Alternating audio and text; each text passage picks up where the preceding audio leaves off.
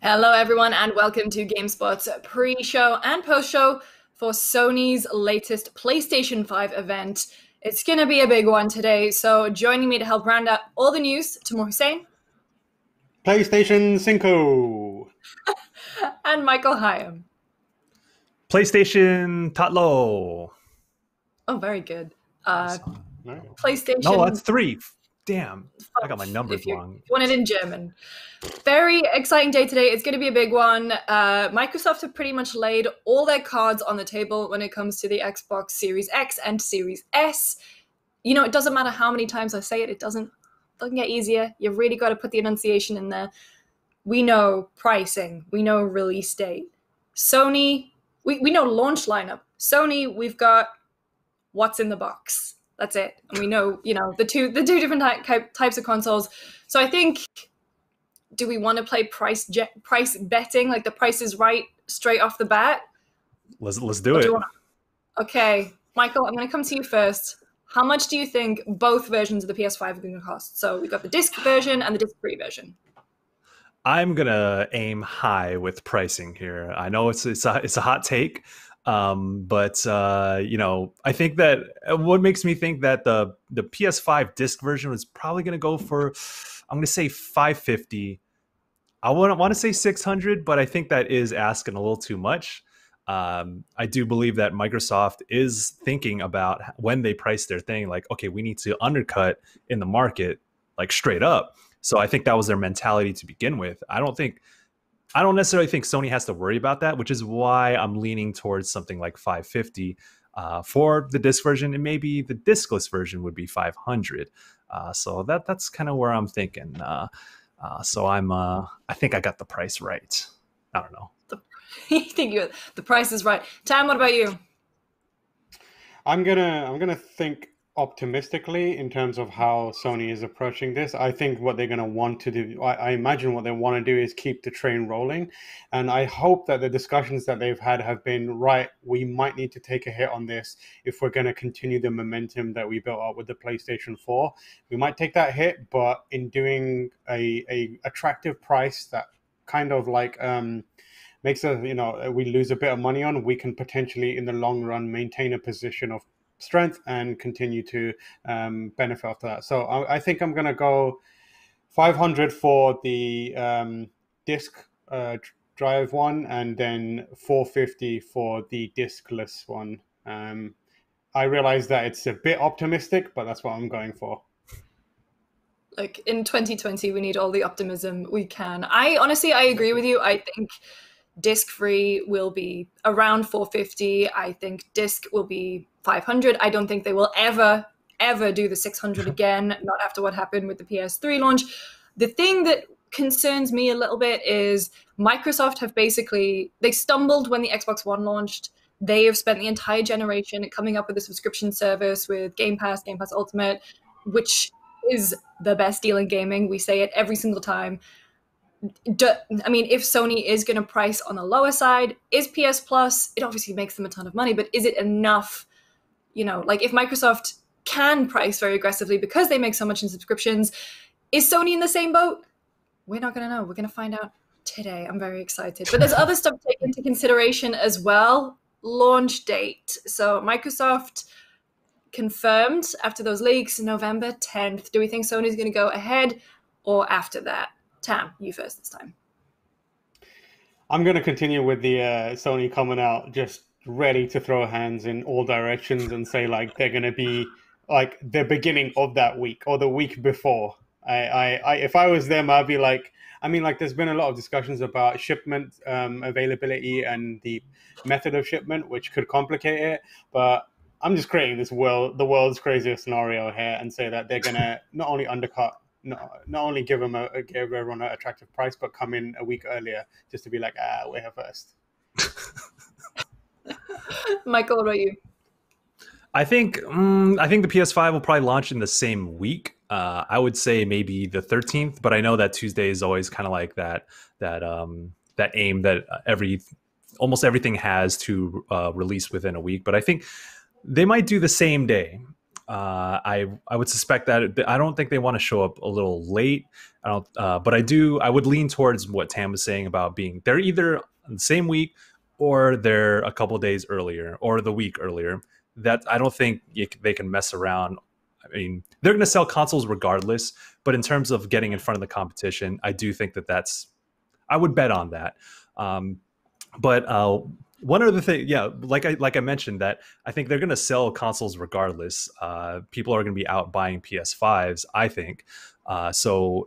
With that in mind, that's kind of also going back to the price thing, is that they can get away with juicing up the price a little bit, but they can also get away with maybe launching a couple days afterwards. So basically what I'm saying is that I have no idea, and I'm waiting for this reveal stream to answer all those questions. But I think you can justify it either way, but we probably won't have to contemplate or justify those thoughts any longer after the stream. So that's actually what I'm looking forward to. You mean you're looking forward to the discourse stopping about pricing? Yes, I know please. Like we have a show at GameSpot just about next gen consoles, and every single week it's been like, we still don't know how much this console is going to cost. But I'm very glad to finally get some clarity. Okay, I think we've talked shop when it comes to pricing and release dates. I think we've covered that enough. Let's talk about games, because I'm looking at the notes of the show here. Jim Ryan says they have plenty of games still in development, some big reveals. I don't know if we're going to be getting those today. I assume we're going to be getting updates on a launch lineup. Let's go in with, I think, the game that everyone assumes is going to be their launch title, their big grand launch title, and that's Spider-Man Miles Morales. Tam, I'll come to you first because you're the comic book guy amongst all of us. Mm-hmm. Are you excited for Spider-Man Miles Morales? What do you want to see from it today? Yeah, I think thus far they haven't given us a definitive release date for it. So I would hope that they have. I think Sony's going to try, again, thinking in a best case scenario, as myself who's working at Sony, I imagine Sony is looking at what Microsoft have done and gone, okay, they've got a really great price. What don't they have? They don't have a big launch title, and they don't have a lot of games that make people say, I need to upgrade right now. So I think if they're smart, Sony will come out and give people exactly that.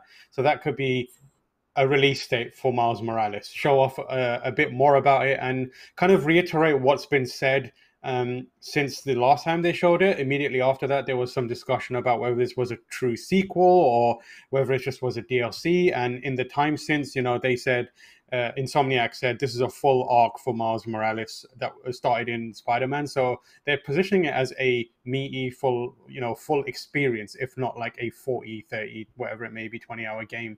So I think they would want to come out and reiterate that. So I'm excited to see that come out and them do that and show off more of the game. Obviously, I'm a huge fan of Spider-Man, as many, many people are, and that last game was fantastic. I think the story stuff that it did in the first game was interesting, but I feel like Insomniac has more space to do something unique with Miles. Not many stories outside of comics been told with Miles outside of the movie. But I think there's a good opportunity there, and it could be a really, really heavy punch right at the start if they went with that. I think as well, with all the hubbub around Spider-Man and his lack of appearance on Xbox when it comes to Marvel's Avengers, it's a big boon for them to have Spider-Man exclusively to the PlayStation. So I fully anticipate we're going to be seeing more from Miles. But speaking of Insomniac, Michael, I'm going to come to you because we were talking about this just before we went live. Ratchet and Clank. Again, another title that's just launch window, whatever the hell that means. We've seen quite a lot of it. I think out of all the PS5 games, we've seen the most out of Ratchet and Clank, most recently at Opening Night Live at Gamescom.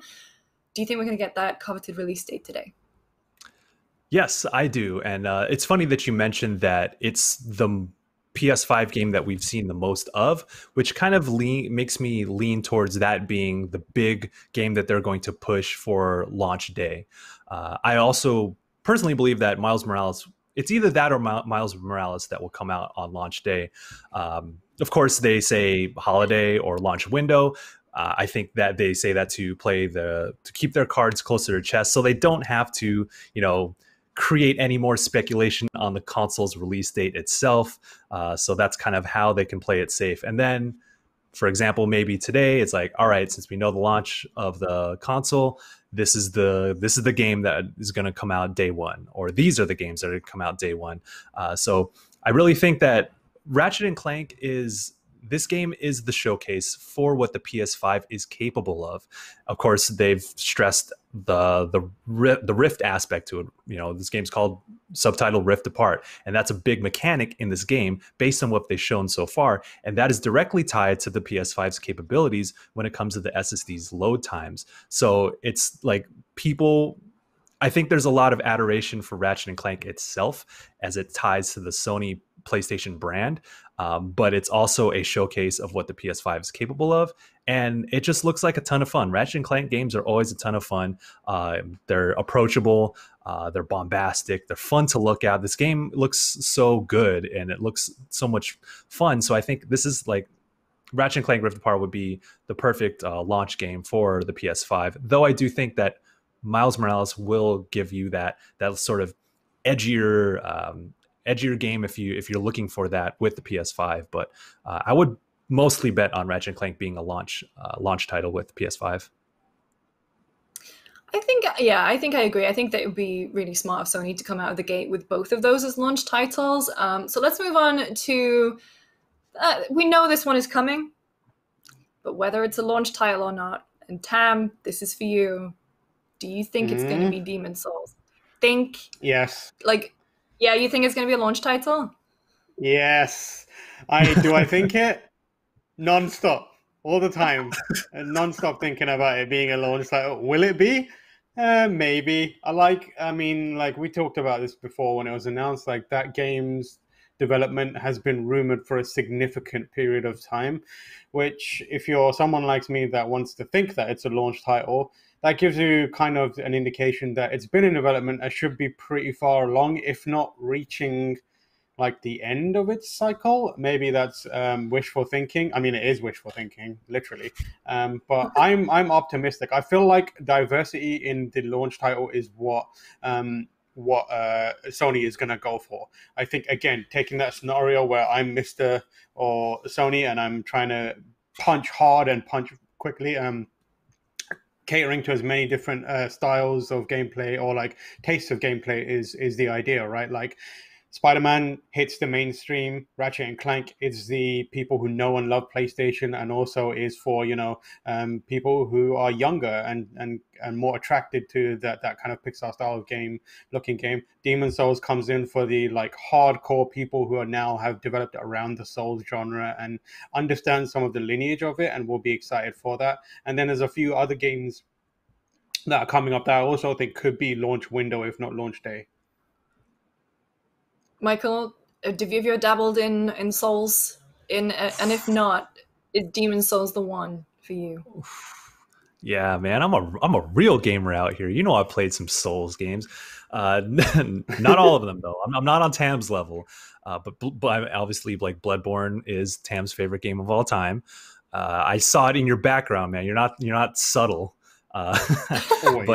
Always there. But yeah, like Tam had mentioned that a 3-pronged approach to launch day would be really smart. That would be really strong. I mean, when you think of Sony exclusives, you probably like think of things like God of War or like Last of Us, which we just had recently. So to bring in the cycle of PS5 titles with these three games, I think that would be really strong because, like Tam said, it caters to different audiences, and these aren't just like these aren't multi-platform games. These are big deals. So and I am excited for the Xbox Series X or the Xbox Series platform. But again, I think that the thing that PS5 has up their sleeves is excitement for games themselves. And these three alone, I mean, they might not have the widest appeal, or Miles Morales is going to have mass appeal. And like you said, that's going to be the mainstream game that's going to hit everyone across the board. But having that variety on launch window, or at least or on launch day, maybe if we're feeling lucky, that would make people think a little bit more about maybe going to the PS5 on launch day or launch window.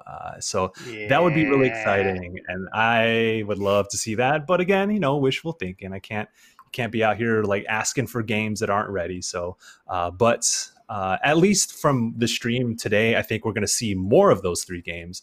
I think, or at least of Miles Morales and Demon's Souls, to see how that conversion with that new art style, with that new fidelity for Demon's Souls is looking, and kind of set the tone. I'm excited for Miles Morales, but I want to know what the tone is like. I want to know how big that game is, and I think those are things that would get me excited to hop on the platform early. Definitely. I mean, I totally agree. I think it's very smart if Demon's Souls is going to be coming out this launch window too. Like, you just extend your reach. And I think the thing as well is like, you have so many third-party games that we're not even discussing today. Like, we know that Watch Dogs and Assassins and Cyberpunk are all going to be coming to both consoles, and yet it's exclusives that really kind of like dominate the conversation, especially right now. So speaking of, let's move on to Horizon Forbidden West. I almost said Zero Dawn again, or like Rise of the Planet of the Apes, Dawn of the Planet of the Apes, like Horizon Rise of the West. But Forbidden West. I honestly don't think this is going to be a launch title. Horizon got a lot of love. It was very popular when it came out in 2017. Aloy has become something of a PlayStation icon in that time. I was playing it again recently, actually. I love the combat in that game so much. Do I want to have a sequel? Yes, I do. I don't think, judging on like this pre-rendered stuff that we're seeing here, like we haven't seen any gameplay of it, I don't think it's going to be this year. I think it's probably holiday next year. Tam, going to come to you. Yeah, what do you think about Horizon? Yeah, I think like we talked about the the 1-2 or even 1-2-3 hit punch that I kind of would love to see them do with Spider-Man, Ratchet, and Demon's Souls. I think they also need to think about banking games that will continue that relay race kind of approach to it, that the exclusives they can hand off to. And I think with those three games, and then a bunch of games that you mentioned that we're not specifically focusing on today, the third-party titles like Assassins, Cyberpunk, and various other games coming from PlayStation partners, you kind of fill that gap in between, which gives this game, Horizon Forbidden West, some time to kind of continue gesticulating and being created and being refined up until the kind of momentum starts to dip slightly, and then it can come in and pick it up back again and start running forward. Like, this is a good game to tell everybody is coming, to keep them excited, and then give to them after the initial crop of launch games are kind of done and people are starting to forget about them and are looking for a new reason to continue buying games. And I mean, speaking of launch titles, actually, Kena, I hope I'm pronouncing that correctly, was actually delayed very, very recently.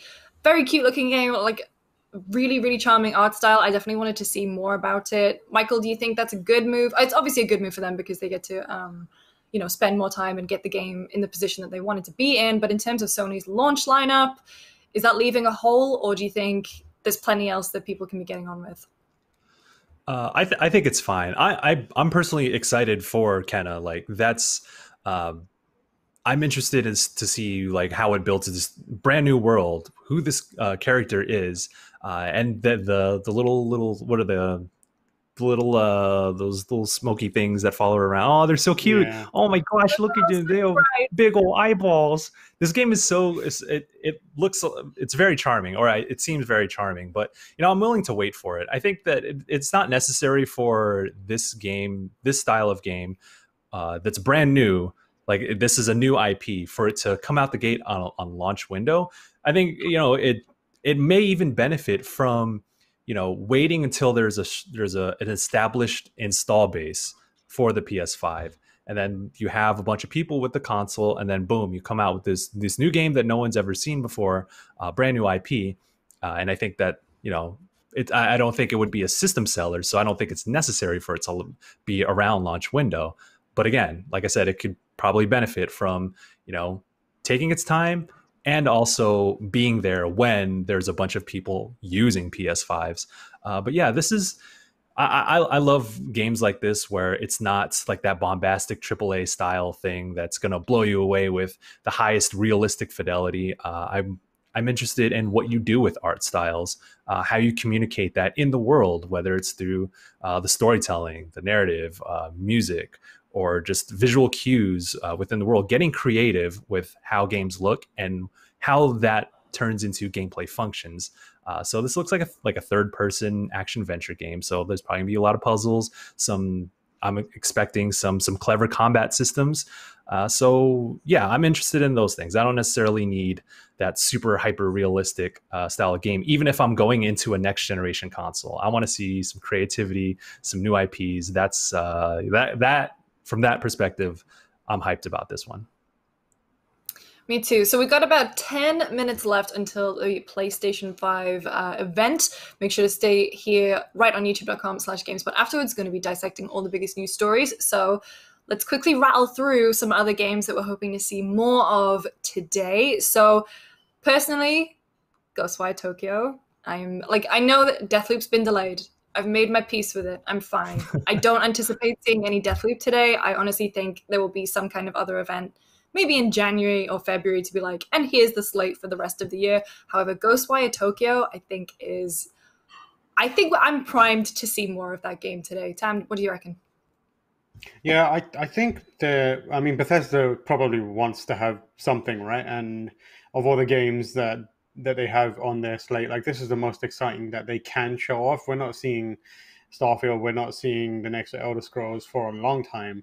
So, and this is in good shape, and they don't really have to show too much of it off. It doesn't have to be a lengthy kind of gameplay demo, because the time doesn't really permit that kind of thing. But I think this is an easy one for them to show off, and it always looks good when you see it. And also, like, the less you explain, the more exciting it is. It's one of those situations where it's a rare game where you don't have to say anything, and that kind of helps its marketing in a lot of ways. So they could show off some weird stuff happening in this game, a bunch of weird yokai and some strange environments, and just remind everyone it's from Shinji Mikami and Tango, and everyone will be like, yep, that's I'm up for that.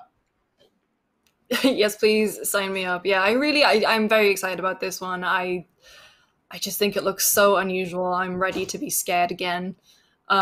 Speaking of, just while we're on this train of thought, let's talk about Resident Evil Village. So please don't call it Resident Evil 8, according to Capcom, but Village. So we know we're going to get more of an extended look at the game at Tokyo Game Show, which is at the end of the month. So I think they said September 27th. They will have more news. We were supposed to have Village news last month. Didn't end up happening. However, I feel like, in my heart of hearts, I want Village news today, but I also want the confirmation that 4 is getting remade. That's what I want. And I know that this is the energy I'm putting out in the world. I'm manifesting. I want a remake. Michael, I'm going to come to you. Do you think today is going to be the day to see more from Village? Yeah, I think so. I don't necessarily think, or we shouldn't expect it to be around launch window or even this year, just based on how little we've seen so far. But I think it would be smart to show off what this game is. But I do feel like, we're going back to, it seems like we're going back to first-person Resident Evil, right? That much is clear. But it's also another case of where the less I know, the more I'm enticed by it. Because like when I played Resident Evil 7, I'm like, oh, it's first person.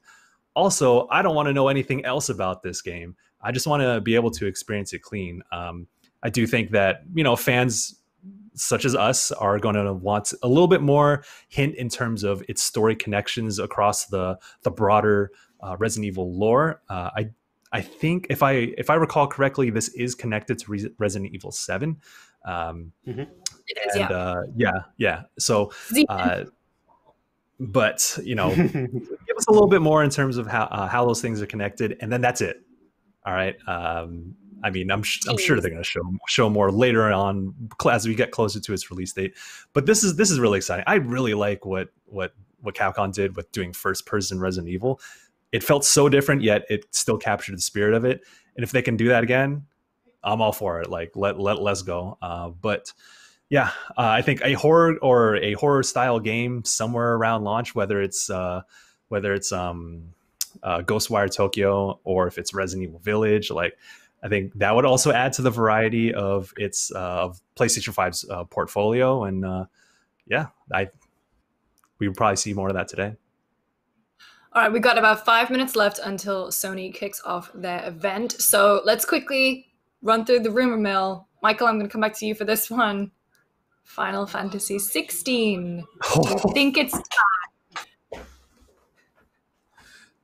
I don't know. I don't know if it's time, but I want to see it.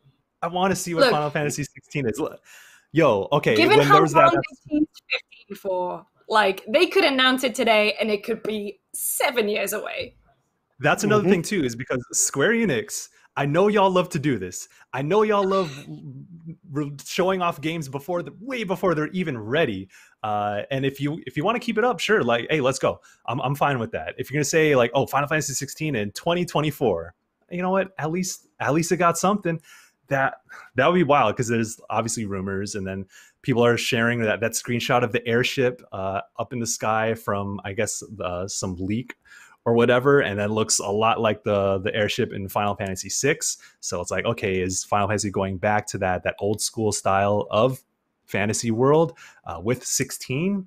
Is that even what this leak screenshot even is? But if it is, it could be like a title card. It could be Metroid Prime 4 style, and I'll be hype. If there's more than that, oh, I'm about to get real emotional, boy. Oh, Tam, you're shaking your head. You don't think it's going to happen? I agree with what Chaim's saying, but also the X factor in all this is they still have a Final Fantasy VII 2 parts of that to make and not get in the way of, like, I wonder. I mean, like, Square Enix has made some decisions in the past that are perhaps a bit confusing, but like, I think among them, I don't know how smart I think it is to have 3 Final Fantasy games actively in rotation and promotion between the MMO, Final Fantasy VII Remake Part 2, and whatever this new Final Fantasy may be. However, like Chaim said and like Lucy said, like, that doesn't stop them from going, yeah, we're making Final Fantasy 16, here's some Amano artwork, and see you in 10 years. Look, it just, oh God. Honestly, I just wouldn't put it past them. We waited 5 years for 7 Remake Part 1. I'm ready to be hurt again. I'm ready to be kept on the hook. So if 16 does get announced today, I'm very ready for it. Tam, this is one. Well, I've got 2 for Tam. One is Street Fighter 6, and the other one is Bloodborne on PS5. We've got about 3 minutes before the show, so I'm coming to you with these 2 big boys. Gotta go fast. Street Fighter 6, maybe not that likely. There was some sketchy rumors and some insiders, or like some people saying that originally it was supposed to be announced already. It had a team-based dynamic, but wasn't received that well internally, and there was some kind of infighting about who's managing projects and that kind of stuff, and it hasn't materialized. And then in the meantime, a new season pass for Street Fighter 5 showed up, which is like, that was unexpected. So a lot of people are saying, again, huge grain of salt, like an actual cow salt lick sized one, that this is to buy time for them to rework Street Fighter 6 while they do that. And obviously, since that, Yoshinori Ono, director of 4 and 5, has left the company, which is surprising after 2 decades. So is it likely? Not right now. Is it going to show up eventually? I'd say so. Bloodborne, another one that's a big rumor. The rumors come from two very like out of nowhere places. It was like a PC Gaming Inquisition, a YouTube channel, and a streamer.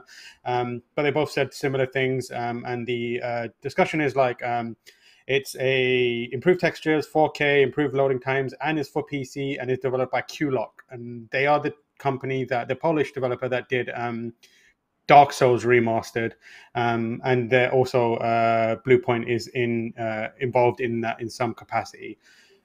Is that likely? Again, I want to believe, and I hope that it will. But also, Elden Ring, where are you, man? Yeah, I was gonna say. I mean, which From game are we meant to be getting hyped for at the minute? I mean, I've got capacity to be hyped for all of them, but I would love to see Demon's Souls. I would love to see Bloodborne on PS5. We've got about a minute or so left before we go over to Sony. My rumor that I hope to God is true, and at this point, it pretty much has to be because of the box art leak, Mass Effect trilogy. So, I mean, there is a mini direct tomorrow. There is the PS5 event today. I assume it's got to be at one of those. I've waited so long. I mean, I say I've waited so long. I could play it right now. I could play it on PC. I could play it on Xbox. However, if they're bringing it to next gen, if they're making changes to it, if they're making little tweaks to make it better, graphical improvements, I am so ready for all of this. I am ready to play through that trilogy again. Like this autumn, winter is going to ruin my repetitive strain injury because I'm just going to be playing so much, and yet I'll be playing a trilogy that's 10 years old at this point. But I'm so ready for it. Okay, so those are rumors. As always, I love to do wildcard predictions just before we go over. Tam. Oh, Elden Ring. Okay, we're going right now. It's happening. PS5.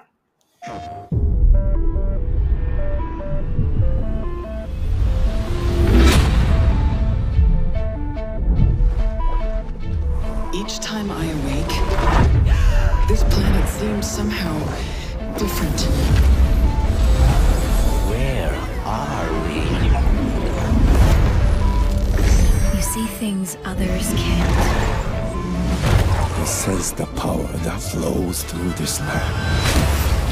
Yet, you do not fully understand it. But whatever comes, I will be ready.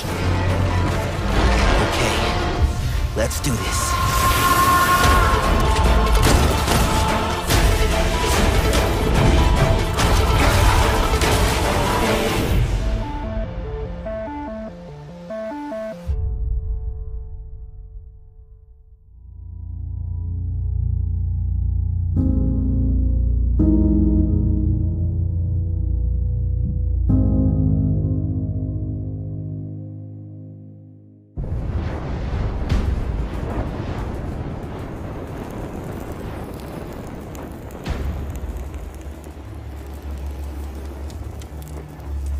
You all know the target. Shiva's dominant. And only the dominant. How do we even know the girl will be among them? Our kind do not question orders, we follow them. Sergeant, they've summoned their icon. Icon? That thing's a bloody mountain!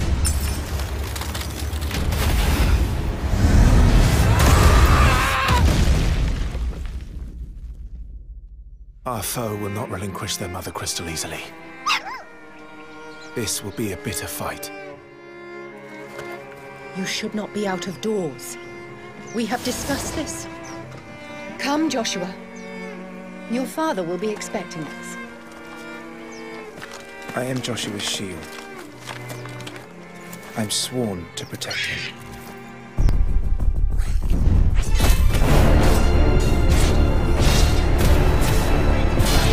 What do you mean you refuse? Did you not pledge your sword to our cause?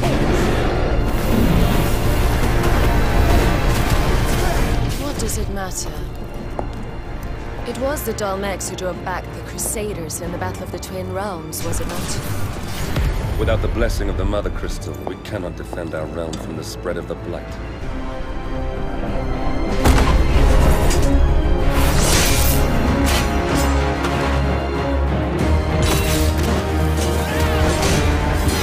So, I sent in the Dragoons.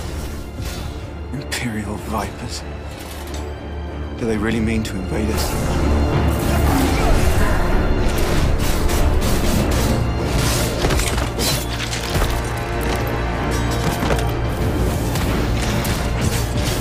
The Archduke's son. Phoenix. Joshua! Stop this!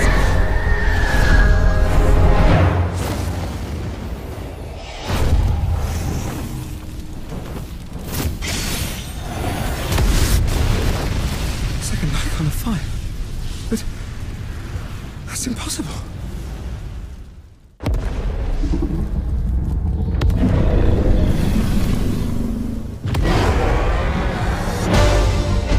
The legacy of the crystals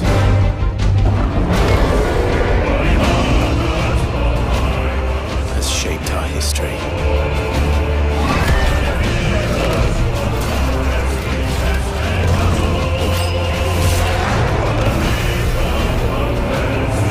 For long enough.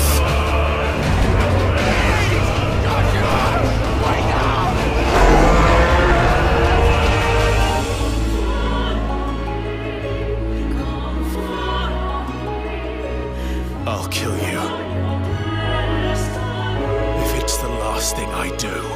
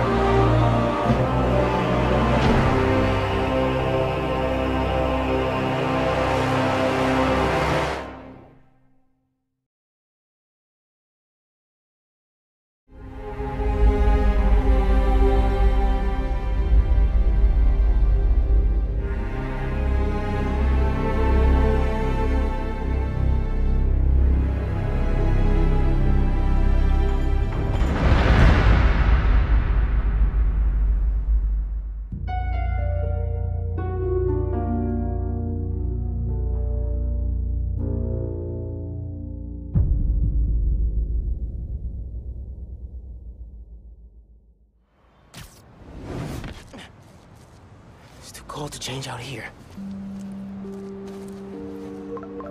Dang, I'm late for Mom's rally.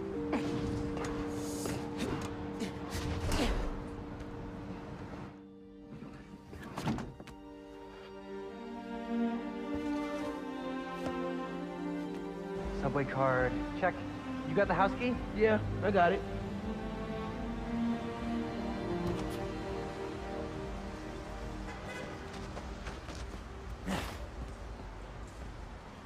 Come on! We're gonna be late!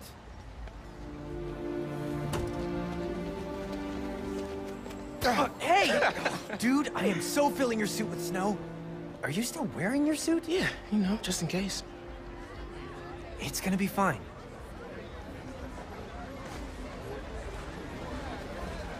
See, this is my favorite part of living in Harlem.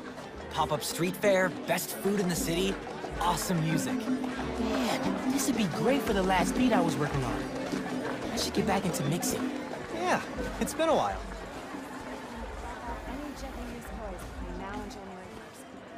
So what do you think about Rio Morales? You gonna vote for her? It's still hard to think of Mom as a politician. She's been a teacher my whole life. Similar skill sets, right? Corralling people, educating them, making sure they don't throw things at each other.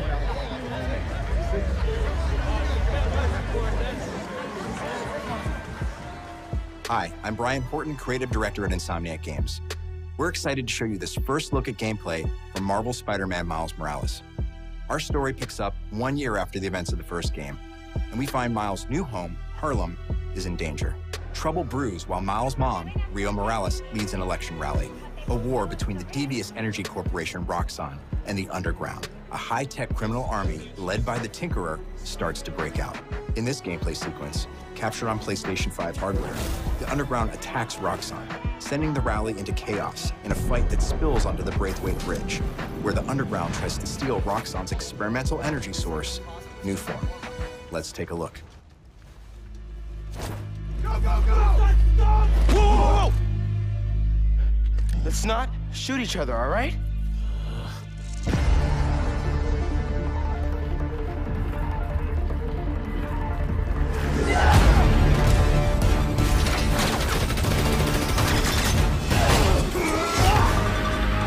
We're after the new form. Ignore everything else.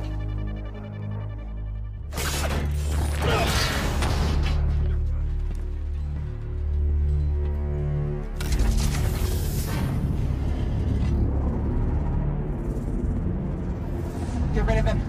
Then grab as much as you can carry.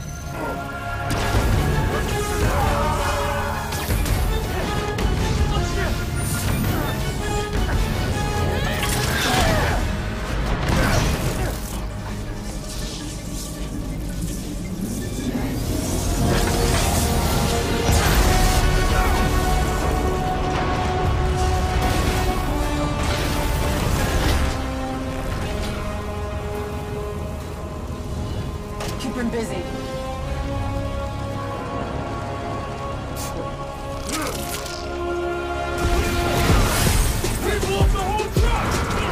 That bridge is coming down! I have to stop this!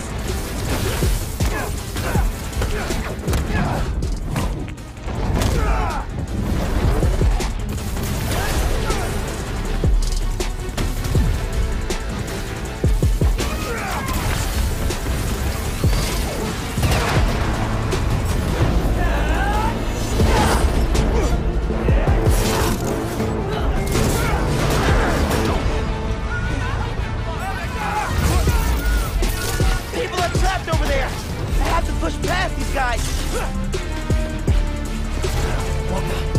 Where is he? Kill you!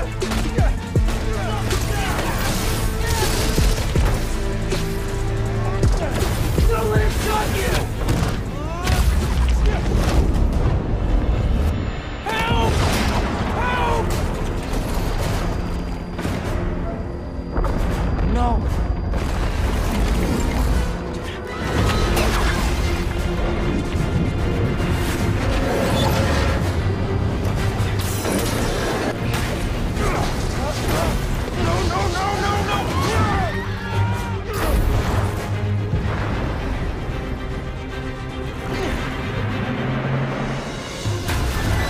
The bus!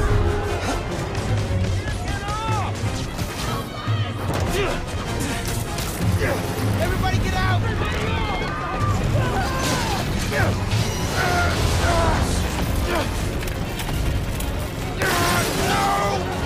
Don't worry, I got you!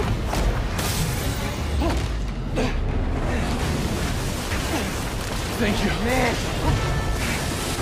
Those people! They're trapped! I've got an idea!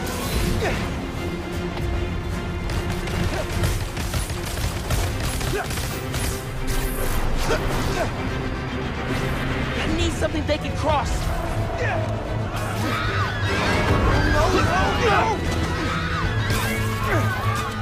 I can stop this!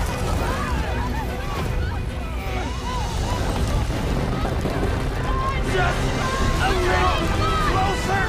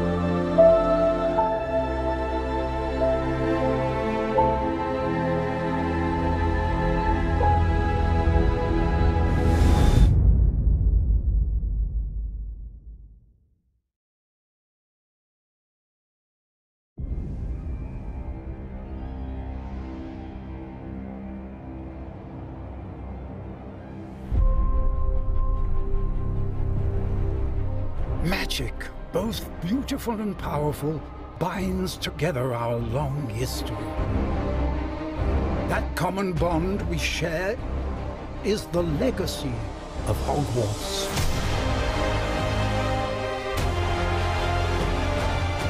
Now it is time to add your own story to these hallowed halls and, quite possibly, shape the future of the wizarding world. Every corridor, every portrait, every stone in this castle tells the story of witches and wizards who came before. Here you will meet lifelong friends and grow into your own magical abilities in the classrooms of the world's most talented professors. And while your journey begins at Hogwarts, brewing potions, taming fantastic beasts, and mastering spells, there is a larger world beyond these walls. A world filled with dangers you can't yet imagine. An ancient knowledge long gone from this world. That strange and mysterious talent you possess may be the key to unlocking this dormant power. Your potential is limitless. But what form will it take?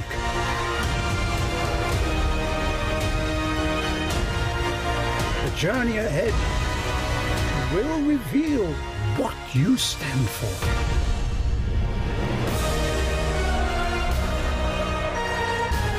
The choices you make now will define the legacy of Hogwarts.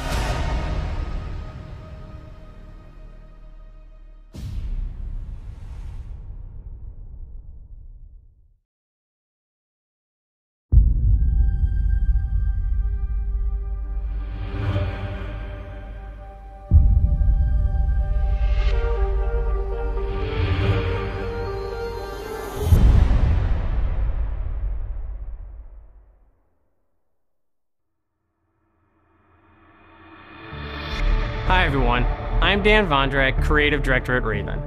One of our goals as developers is to bring the game world to life unlike anything you've ever experienced, and the PlayStation 5 is making that happen. With the power of the new console, we've been able to significantly enhance the overall experience. From what you see in the world, to how it feels in your hands, to what you hear around you.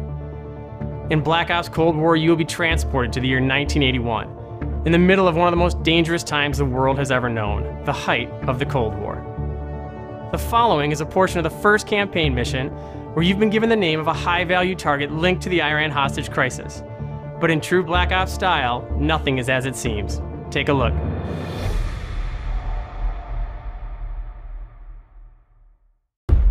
Kasim is out of the picture. How long before we get Arash? The team arrived in Turkey a few hours ago. They should be in position shortly.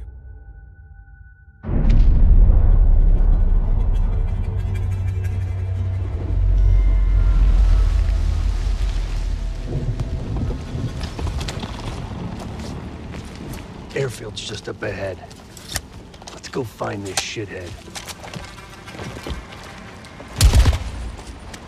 Priority is to ID Arash before things go hot.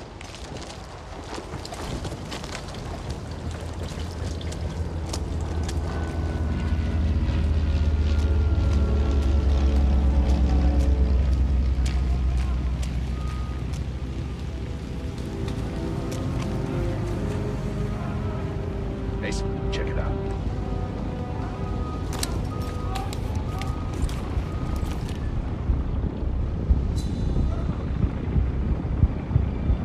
Incoming truck, left side.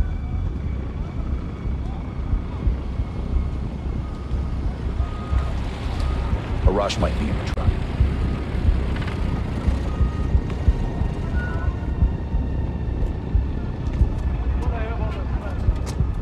I can't make out his face yet. I don't want to know. The fuck? Just iced everyone in a truck. That's gotta be a Rosh. Hold fire. We need a positive ID. That's our man. Take him out.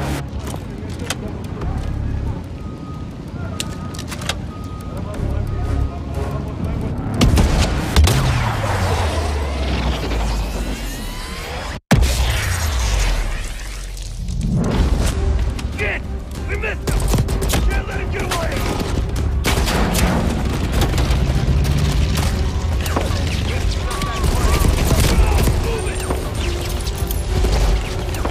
Get to that truck!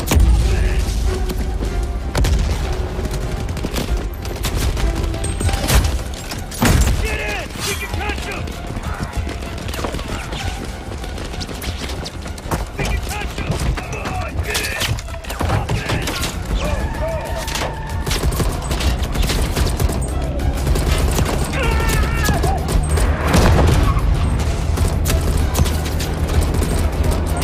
God damn it! We're getting away! We're not done yet! Basic before the RC!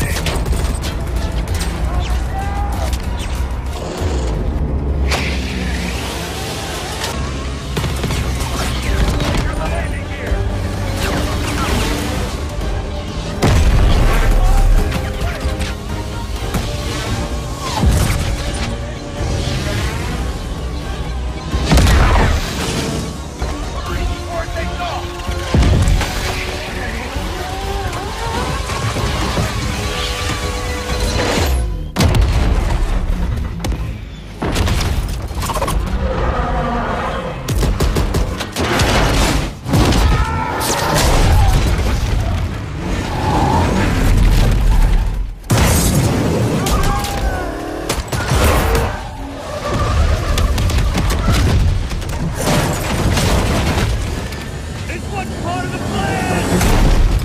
Let's go. Get ready!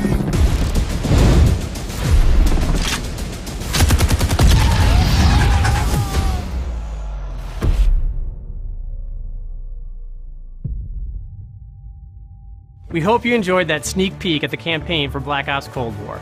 There are many more twists and turns along the way as you begin to unravel the truth, and we can't wait for you to play it soon. In addition to the story campaign, Cold War features the next generation of multiplayer online combat and an all-new awesome zombies experience. Today, I have the special honor to announce on behalf of my friends at Treyarch that the PlayStation community doesn't have to wait to play multiplayer. Starting this Friday, PlayStation players will be able to play the multiplayer alpha exclusively on PlayStation 4. And for those of you that are watching at home on your PS4, you can preload the experience starting tomorrow. We can't wait to see you online Friday and through the weekend. Enjoy the rest of the show.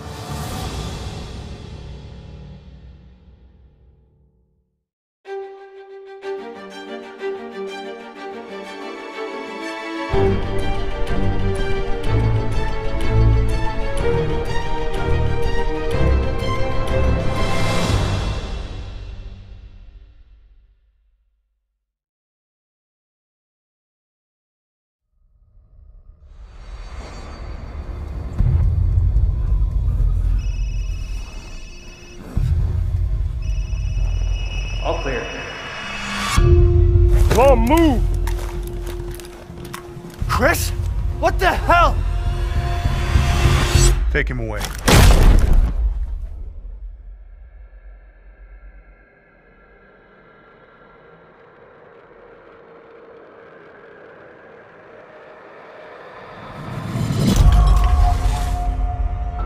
In life and in death, we give glory.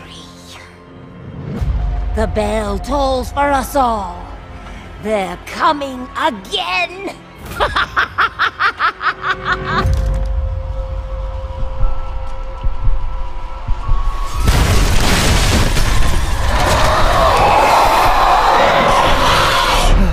Mia. Quit being so paranoid. Long ago, a young girl went with her mother to pick berries for her father, who was hard at work. But the forest greeted them with a dark, cold silence. The bushes empty. Yet determined to find the berries, the rascal broke free of Mother's grasp and vanished into the trees. Mother's worried cries faded fast as the girl ran on, over vine, under branch, and into the forest deep.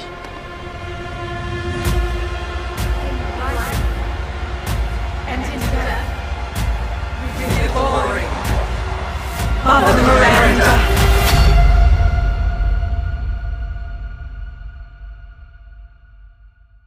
It's just a local tale.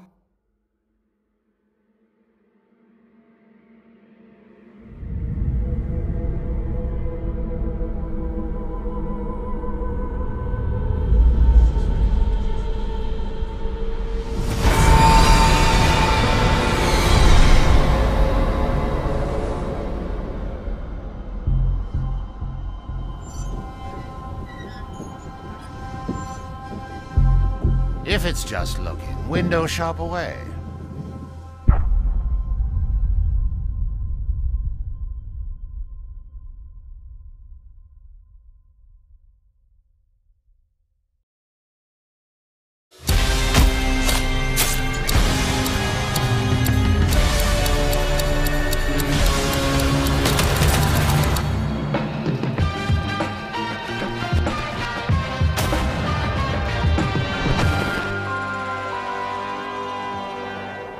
You want out of a time loop, you gotta learn how it works.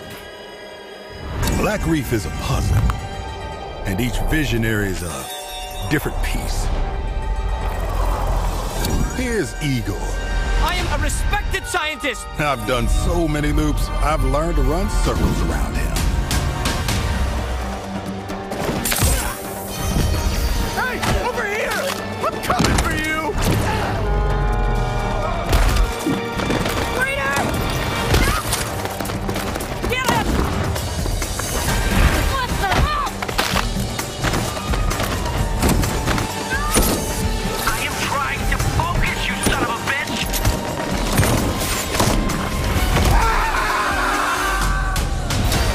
I've tried taking my targets out one by one more than I can remember, but there is never enough time.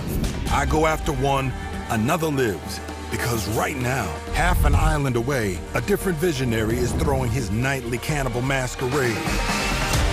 Alexis Dorsey. Everybody shut up! This is my jam.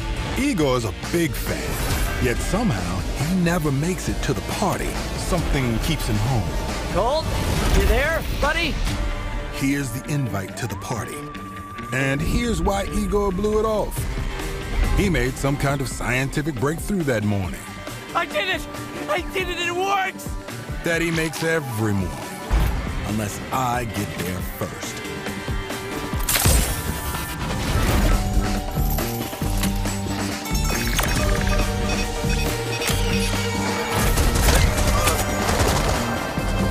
No experiment, no breakthrough. No reason for Igor not to drink his disappointment with Alexis. Now I got a shot at killing them both at the same time, in the same loop.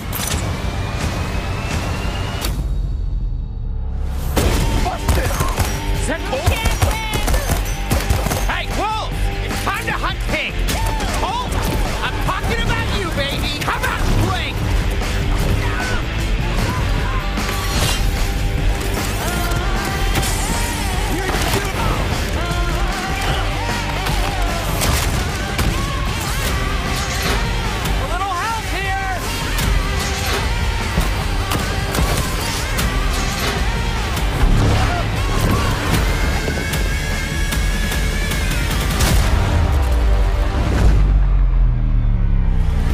Targets on my list, every one of them with grand plans for eternal life.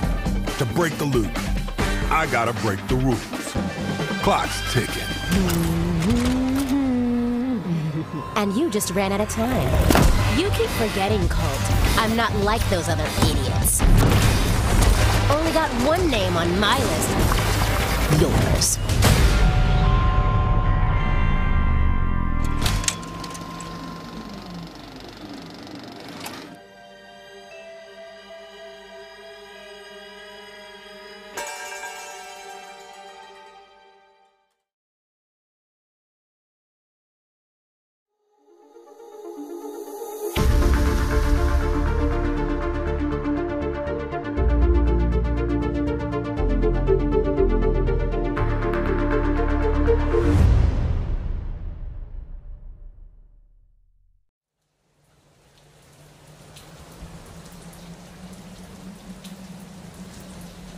That day, if our positions were switched, would our fates be different? Would I have your life? And you mine? You a demon?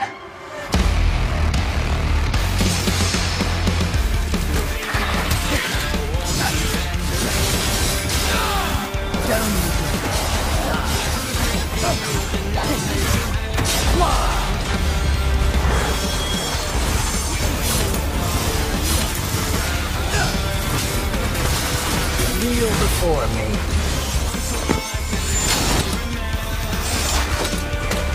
This is power.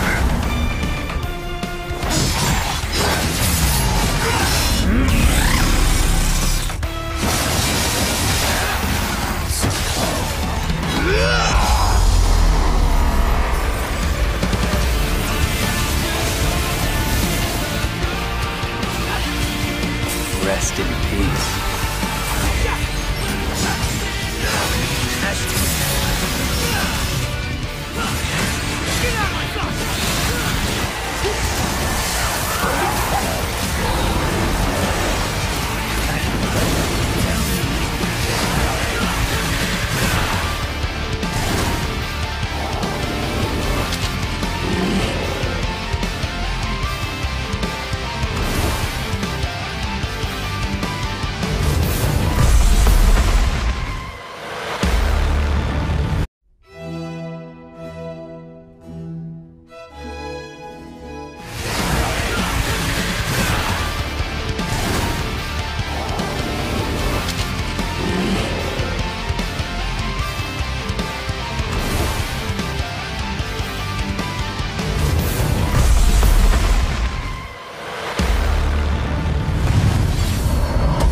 Devil may cry.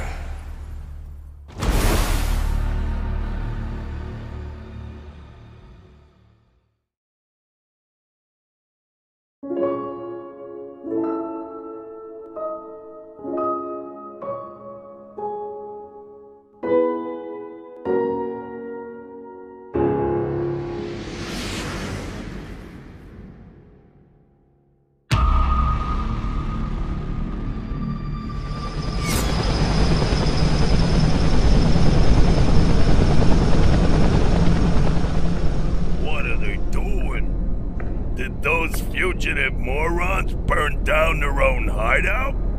It sounds idiotic, but that's exactly what it looks like. Bad karma for burning down my farm. Hi, I'm Lorne Lanning, creative director of Oddworld Soulstorm, and we're excited to bring you an all-new exclusive trailer from the game. Here, our unlikely hero, Abe, finds himself fresh off the back of freeing his people from the nefarious Rupture Farms. He thinks the journey is over, but soon discovers it has only just begun. The stakes are higher, the threats are larger, the obstacles are more devious, and it's all made possible by the power of PlayStation 5. Enjoy.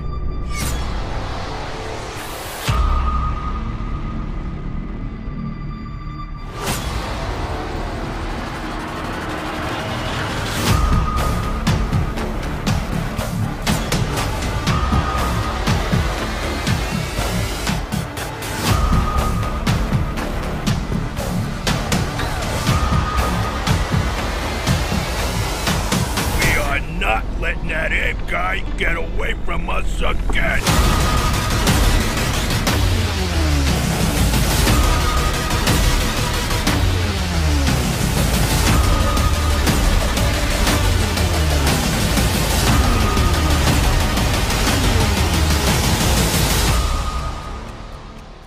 Wait here. Hey, why'd you hold up? I could go for a sandwich right now. Well, we gotta get out of here. Come on, let's get out of here. My tummy's growling. I'm hungry.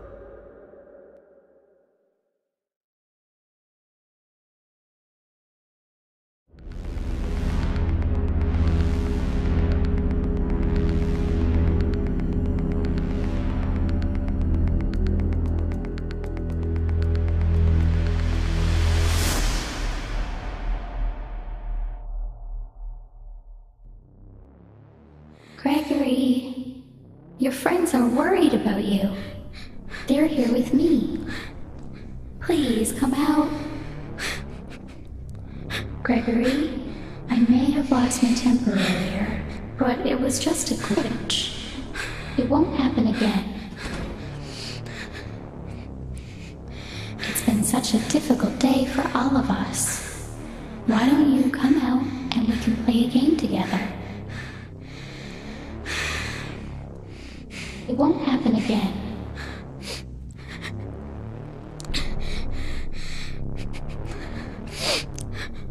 It was just a glitch. Gregory, be still. I think she's found us.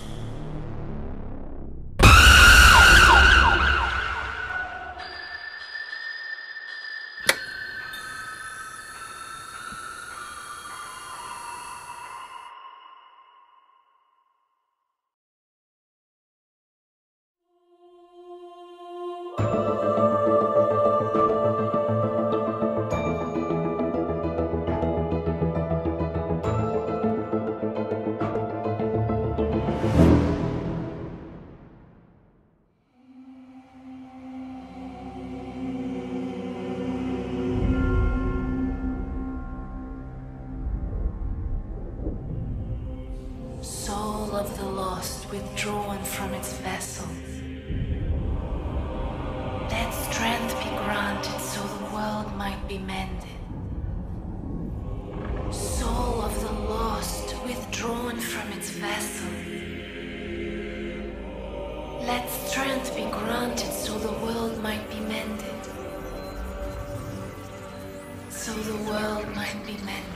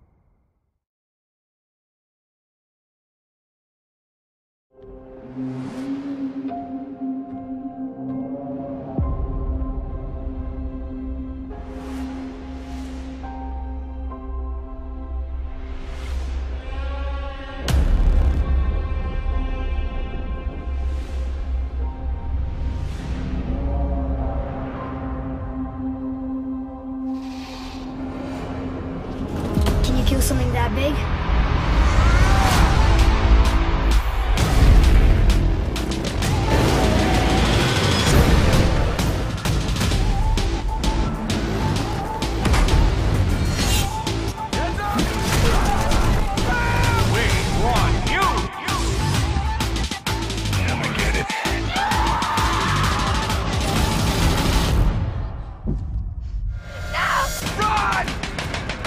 My name is Marcus. My name is Kara. My name is Connor.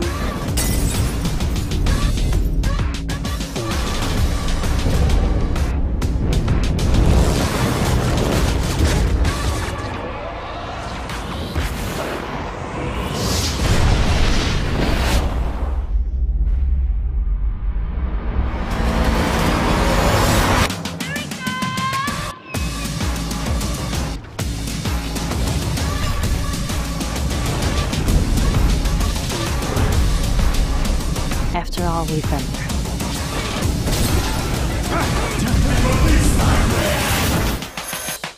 It's time.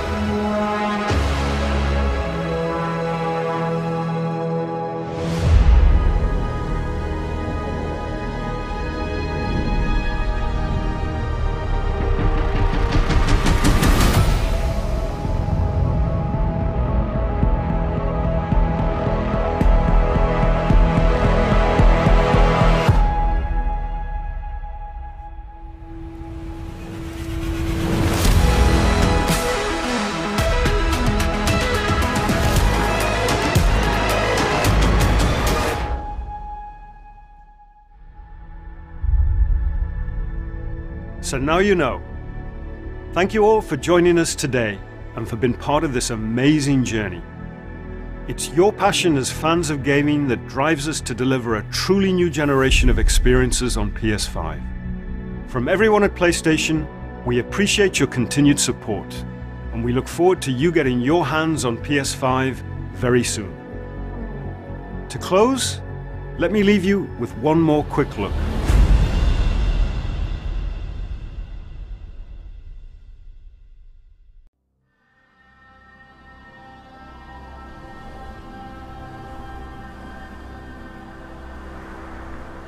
Time draws near.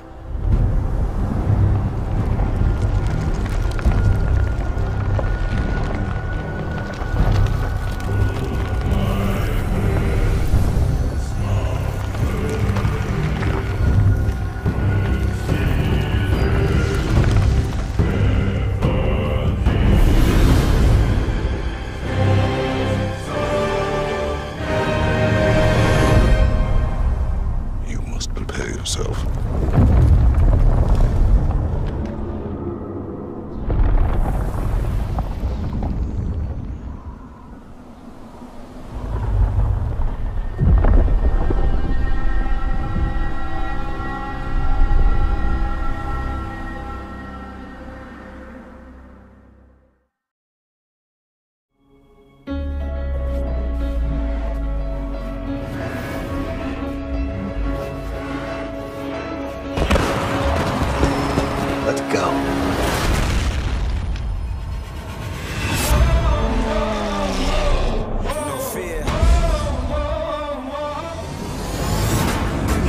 hands up. I stay strong, forever young. May you live long. With perseverance, hold on and stand tall. Never back down with my back against the wall. They can never hold me back. Nothing. I'm unstoppable. I'm fearless.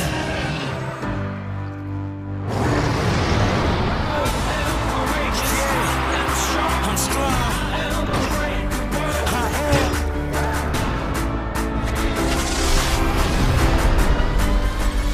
Fearless. I am fearless.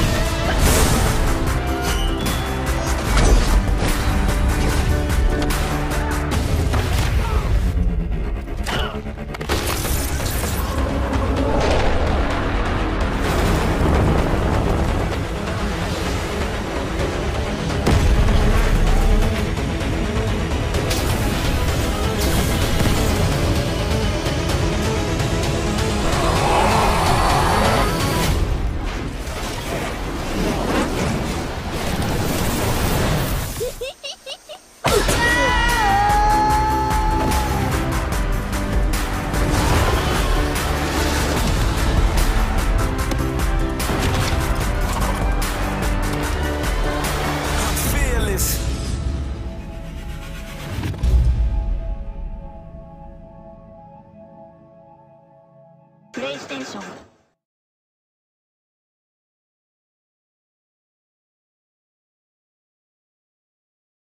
One. Well, there you have it. Price and release date, and possibly one of Sony's best press conferences, if we're still calling it that, ever, in my humble opinion. That was wall-to-wall bangers. I was very afraid for my colleagues because I thought you guys were going to die at some point. Oh, right. boy. Let's kick off with talking about price and launch, and then we'll go through all those games. Don't worry, we're going to give all the games their fair due. Although maybe not Fortnite. Okay. So, November 12th in America, Japan, 19th rest of the world. We've got $499 for the PlayStation 5 with the disc, $399 without. Tam, what do you make of that pricing? That is, obviously Microsoft is still coming in a bit cheaper for the entry level. However, Sony had they were in between a rock and a hard place this entire time with Microsoft's pricing and the manufacturing costs of their own console. Obviously, we don't have deep insight into that, but everyone imagined it was going to be high. Like, people were guessing super high. So the fact that they come in with these two prices is very, very, very attractive. Like, I think the price difference is, from my perspective, something that you make up for in brand strength. Like, I think that $99 is what people will pay it happily as the PlayStation tax. Like, they know what they're getting. It's like what we were saying, that building that momentum. Like, people have already got that goodwill, and I think that they have enough goodwill to pay that little bit extra if they're interested in making a decision between Microsoft and Sony right now. I don't think it's a competition at all. You know, like over here where we're going to get both, we're going to play both.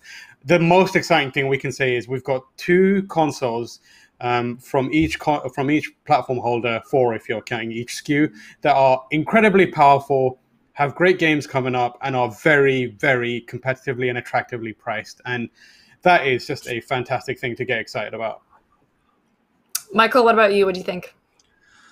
I'm surprised. You know, I was saying in the pre-show that I was like, you know, Sony can get away with charging a little bit more for their console, and so I was like, they wouldn't do 600, maybe 550. So 500 for the one with the disc.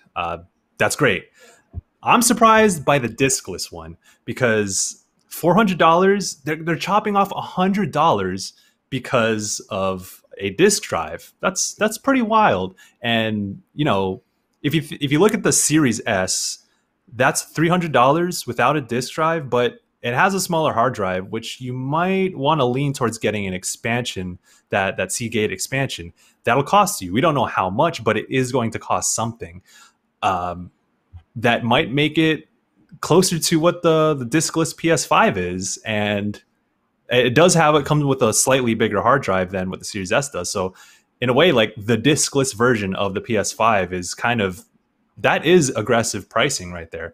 I'm surprised, pleasantly surprised, of course. This is really good across the board for everyone, though. Like, you don't really have to, like, if you have the money, if you were going to buy consoles regardless, now you don't have to struggle with like, oh, which one, like, do I buy the other one because it's cheaper or more cost effective? It's like, well, both options are priced the same, and you're getting a lot of power and you're getting great games. I mean, assuming they're going to be great games, because I mean, we can guess that these are going to be great games, but like going into the next generation, it's pretty approachable. I don't want to speak on anyone's money. I don't want to count anyone's money, but considering the history of the price of entry to next gen, this is wild. $400 can get you into the PS5. $300 can get you into the Xbox Series platform.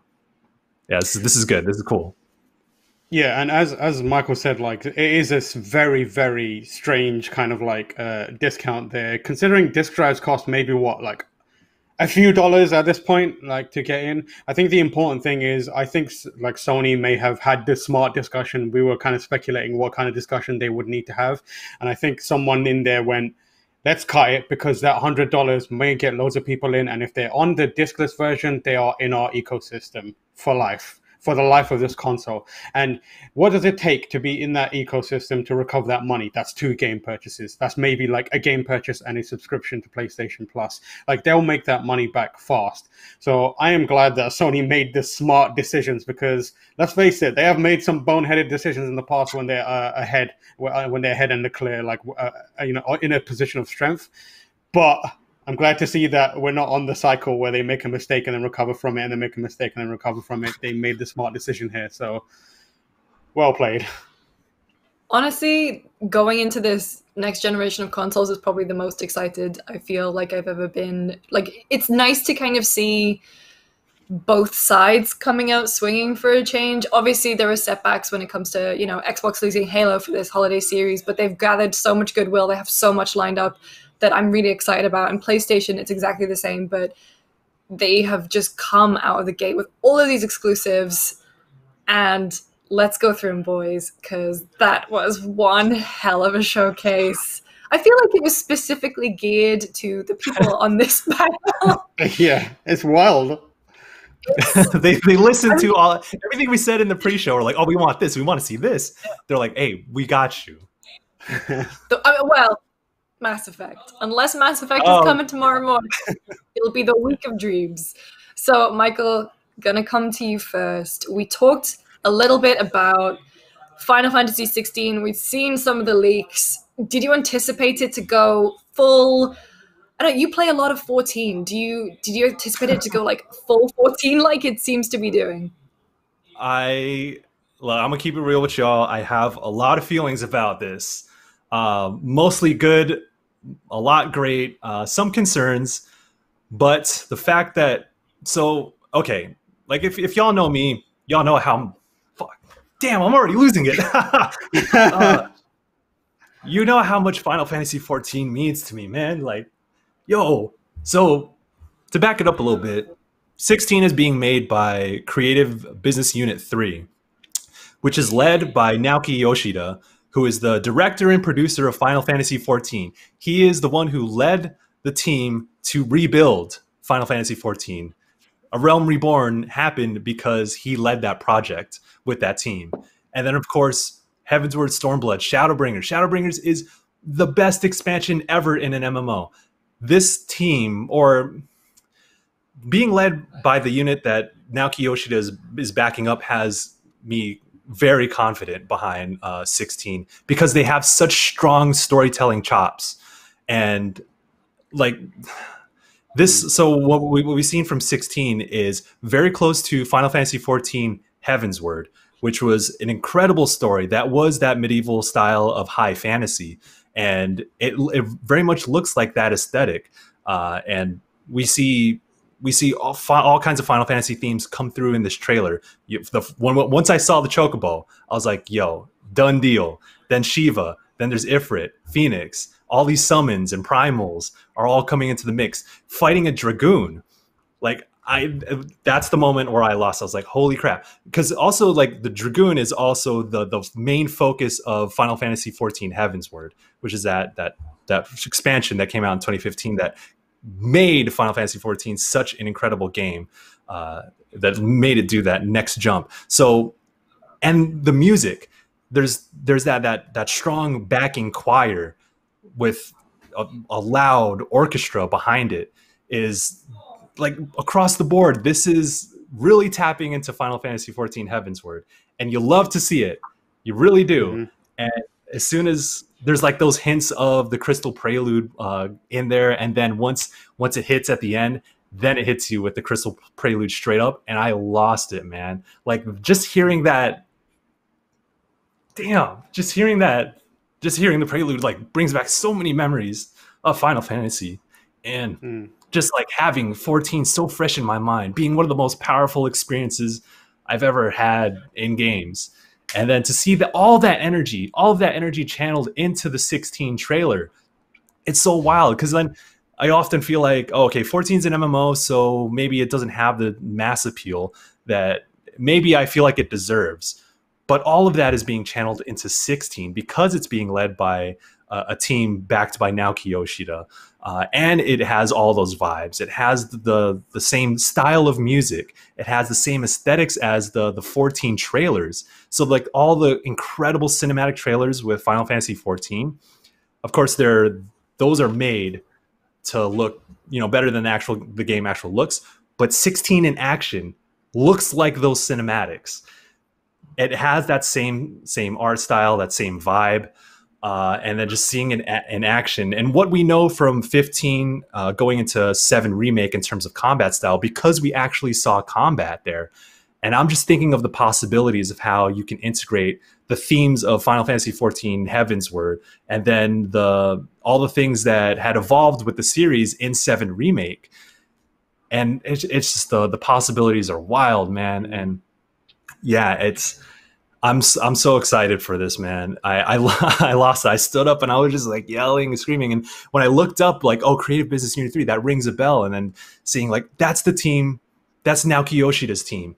And man, it's wild. But I will say before I let it go, I will say that I do have some concerns about, maybe what we've seen so far, in that 14 has a incredible reputation of having a broad range of complex characters, including women, and very good women characters in their games that are integral to the story. And we kind of saw like that boys road trip kind of thing with 15.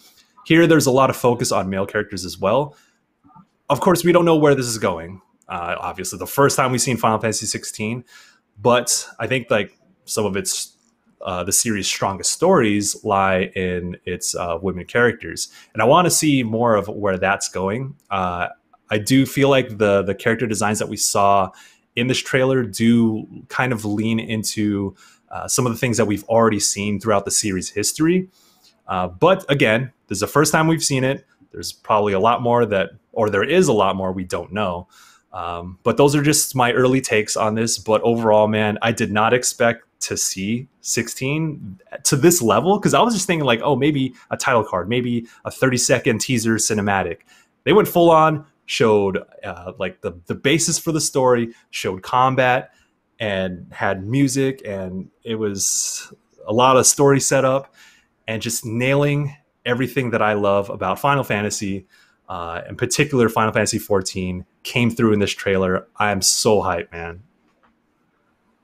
Yeah, I just want to point out like how this was a press conference or stream of a lot of big brain moves, and for Square Enix, this is a big brain move. Like, if it wasn't clear from Michael's tone, like Final Fantasy 14 is pretty phenomenal when it comes to storytelling. I haven't even played all of it, and I can see the value in it, and I can see the strength of that. So the fact that they've taken the team, or some of the team that's responsible for taking one of its biggest failures in recent memory and making it the best MMO on the market now and perhaps of all time, and using that team to give some kind of grounding and a little more strength to their main games, which have been floundering in a lot of ways, is such a smart move. Not only have they taken that team and kind of given a stable kind of foundation for the mainline series, but they've also diversified that series in two ways. Now they have Final Fantasy VII Remake, which is for the modern fans who like that Nomura style, kind of more steampunk, cyber future kind of Final Fantasy. But now they also have the classic Final Fantasy running parallel to it in a way that's accessible to people who only play the mainline Final Fantasy games and don't dip into the MMO crowd. That's a lot of people that don't go into Final Fantasy MMOs or MMOs as a whole. Now they've got two tracks for Final Fantasy that exist side by side, which is so smart and is going to make them so much money if they do it right. That's unreal. Like, it's really clever. Yeah. And I think one more thing, Tam, that you mentioned while we were watching this together is that this is happening because of Final Fantasy 14. The wild success of 14 has at least, like, we think this had made it possible because of its wild success and the fact that it's kind of the people with the brains behind making 14 so successful are essentially put on 16. This is the fruit of that labor. It also makes me think of like what the next expansion for 14 is going to be, but that's a whole nother conversation. I think there was a PlayStation blog post that the next wave of information for 16 is going to come in 2021. But in the meantime, man, at least let this hype settle, and then we'll get to it in 2021. We'll see where that game's going. What a way to start the press conference as well, going straight from Final Fantasy 16 into Spider-Man Miles Morales. They gave us what we wanted, and that was a hefty chunk of gameplay, like more explanation about what that game actually is. I think they must have absolutely seen the blowback after the last conference where it was just basically like, oh, Spider-Man Miles Morales is a thing. Read our blog post to find out more. They had Brian Horton there from Insomniac to actually explain a little bit more about the game. Tam, like I said, you're the comic book guy out of the three of us. What really grabbed your attention in this gameplay? I think like the first thing that grabbed me was like the strength of characterization that immediately comes through Miles. I think a lot of people were wondering what kind of character Miles would be, and I don't think there was much worry about it given how good Insomniac have been with, one, characters as a whole, and two, what they did with Peter. But like the kind of attitude, and the thing that was really striking to me was this short gameplay demo. It gave me chills in the same way that seeing like a heroic Spider-Man moment in a comic, or seeing it in, Spider-Verse, or the ending of Spider-Verse, the way that made you feel, like it kind of captured that here. And that moment at the end where he's holding the bridge together and pulling, it's the cable car scene from the Raimi movies, and it's every moment from like the comic book where that makes you love Spider-Man and comics as a whole, and they did it. And the other thing in terms of gameplay looks amazing is the combat. It looks like they've really upped it on the combat. Maybe I'm just misremembering it, but like the fluidity and movement that is involved here looks way more improved. The way Miles was kind of chaining cinematic moves together and getting around the arena, but also using his like unique set of abilities. Obviously, unlike Peter, he doesn't have the ability to like go stealth or manipulate kind of static fields or electricity around him. But at times, I felt like I was looking at a Platinum game, which, if you know me or in any of the games that I love, like when I see a game and it looks like a Platinum game, I am very excited about it. And like this looks so interesting. It looks like it's going to be a satisfying combo system. Obviously, we won't know until we play it to get our hands on it. But between that, the kind of way they're remixing kind of the universe, they've got the Tinkerer in there. And there's some mystery around these kind of other henchman type characters, which I feel like is going to feed into that. I have a sneaking suspicion that someone close to Miles is going to be that Prowler situation from Into the Spider-Verse, where you find out someone really close to Miles is actually, perhaps there's more to them. So I'm super excited about this. Just checking in on Twitter, Jeff Keighley has tweeted that according to Sony, PlayStation 5 pre-orders will be live tomorrow. So that's from Jeff. I'm not sure where he's getting that from. I can't find that anywhere. But Jeff's tweeted it out. So blame Jeff. But allegedly, PS5 pre-orders out tomorrow. So it's going to be a long day of...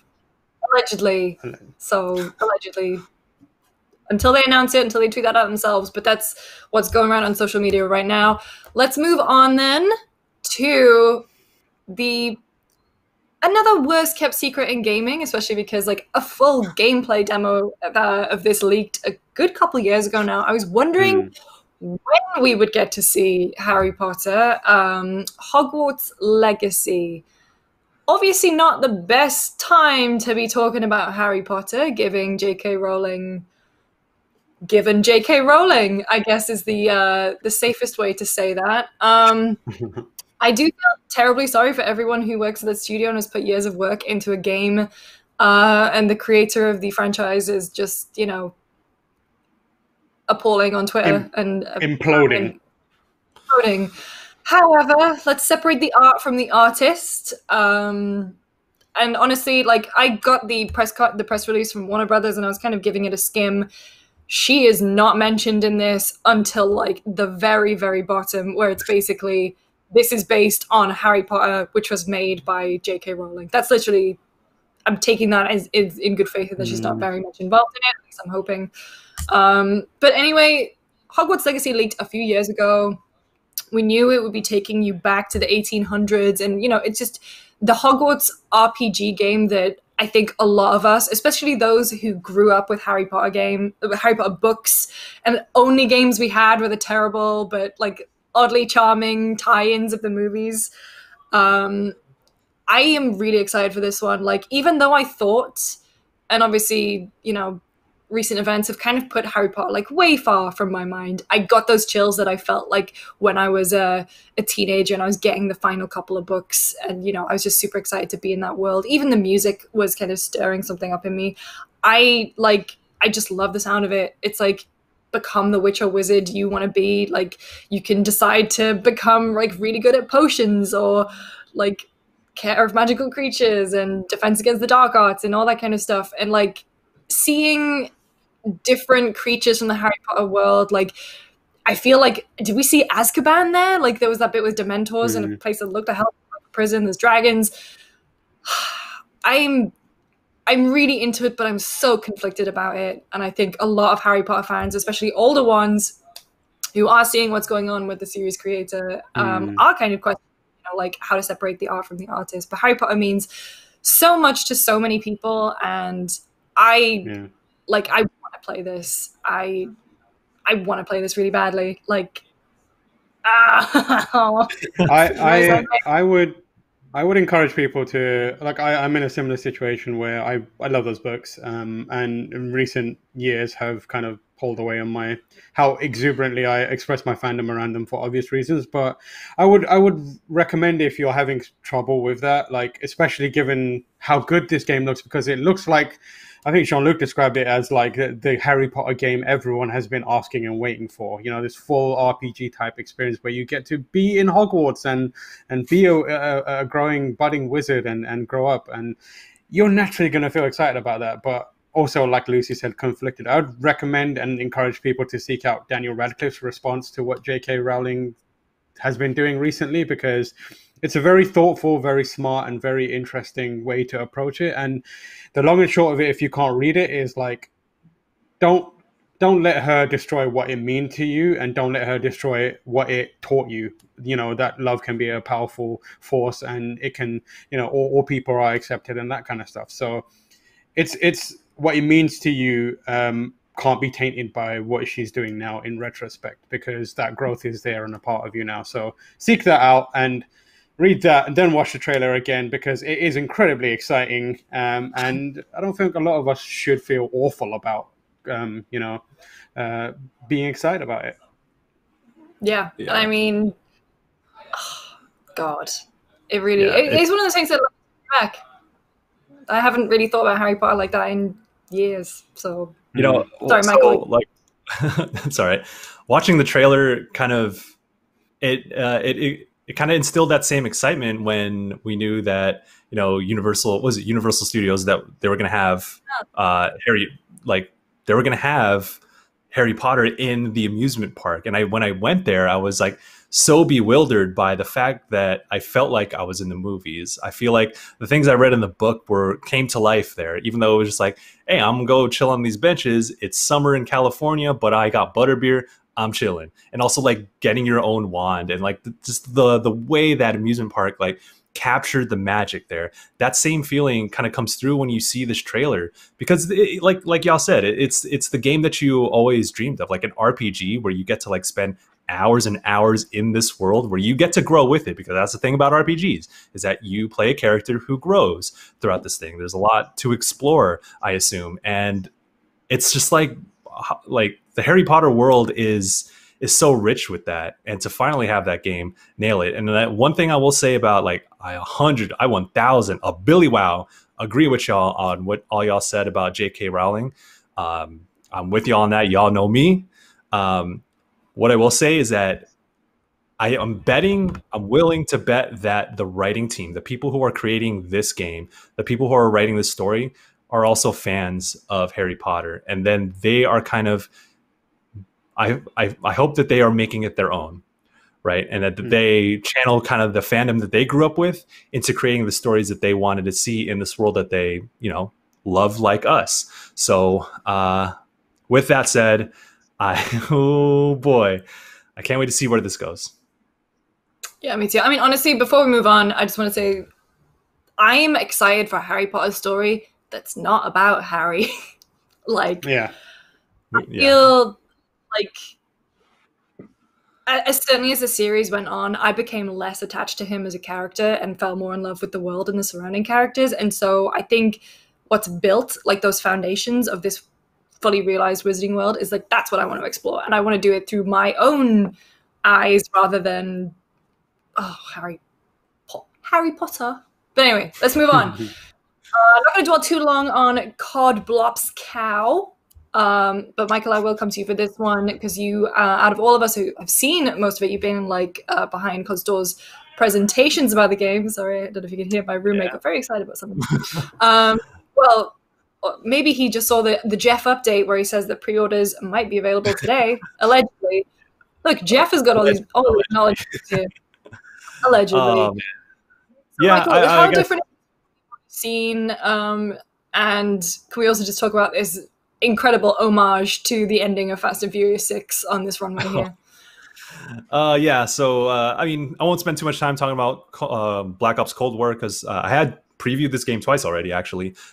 One for the single player presentation, which we saw a little bit of this in that presentation, so we got to see this full cinematic play out. Very bombastic. It uses the Cold War as a foundation to tell like this wild conspiratorial global story. I'm interested to see where it goes, because I think Black Ops does really interesting things with its narrative. And this game does have elements of different mission designs. There will be branching paths at certain points. There's going to be decisions to make. There's going to be some, as I say, quote unquote, mindfuckery, which they've said themselves. So I think I'm fascinated in that regard. I'm not too keen on like it's how it's leveraging real world politics into it.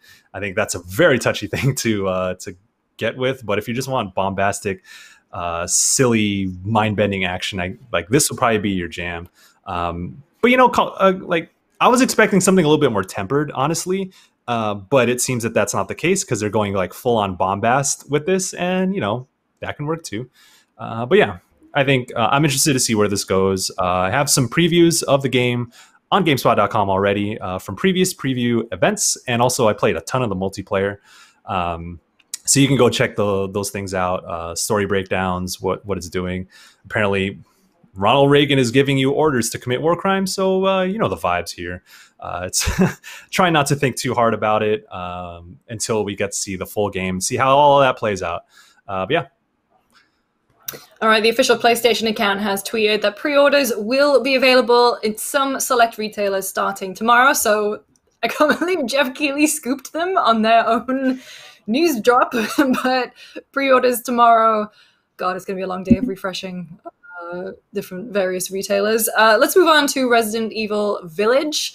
I'm excited to see more. I think that was another really good tone piece for the game. I I just want it now. I'm also sad that there just wasn't any news on 4, but I guess to be expected. Tab, what do you think we could possibly see at TGS later this month?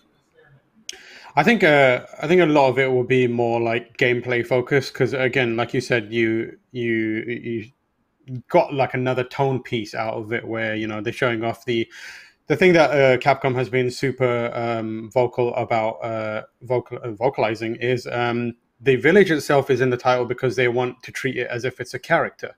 So they are very much focusing on showing off like the diverse environments that are involved and how it will feel to get around there, but we don't yet have a clear indication of what it's like to move from one point to another without any of the kind of like cutting and dramatic camera movements to kind of accentuate the horror part of it. So I think TGS, I'm hoping for a more clean kind of like, here's a 5-minute walkthrough of a section of the game, maybe even more if allowed, and also like to see some of how like the gunplay works, maybe even a puzzle here or there too. But the tone stuff is really good, and it definitely looks like they're trying more. Like they had the the kind of like the little storybook tale being told inside the game itself, which is something entirely new for Resident Evil. It doesn't really look like this before. It looks kind of like a Tim Burton style story being told within the Resident Evil story, which is interesting and cool and different. So at the very least, we know that the team is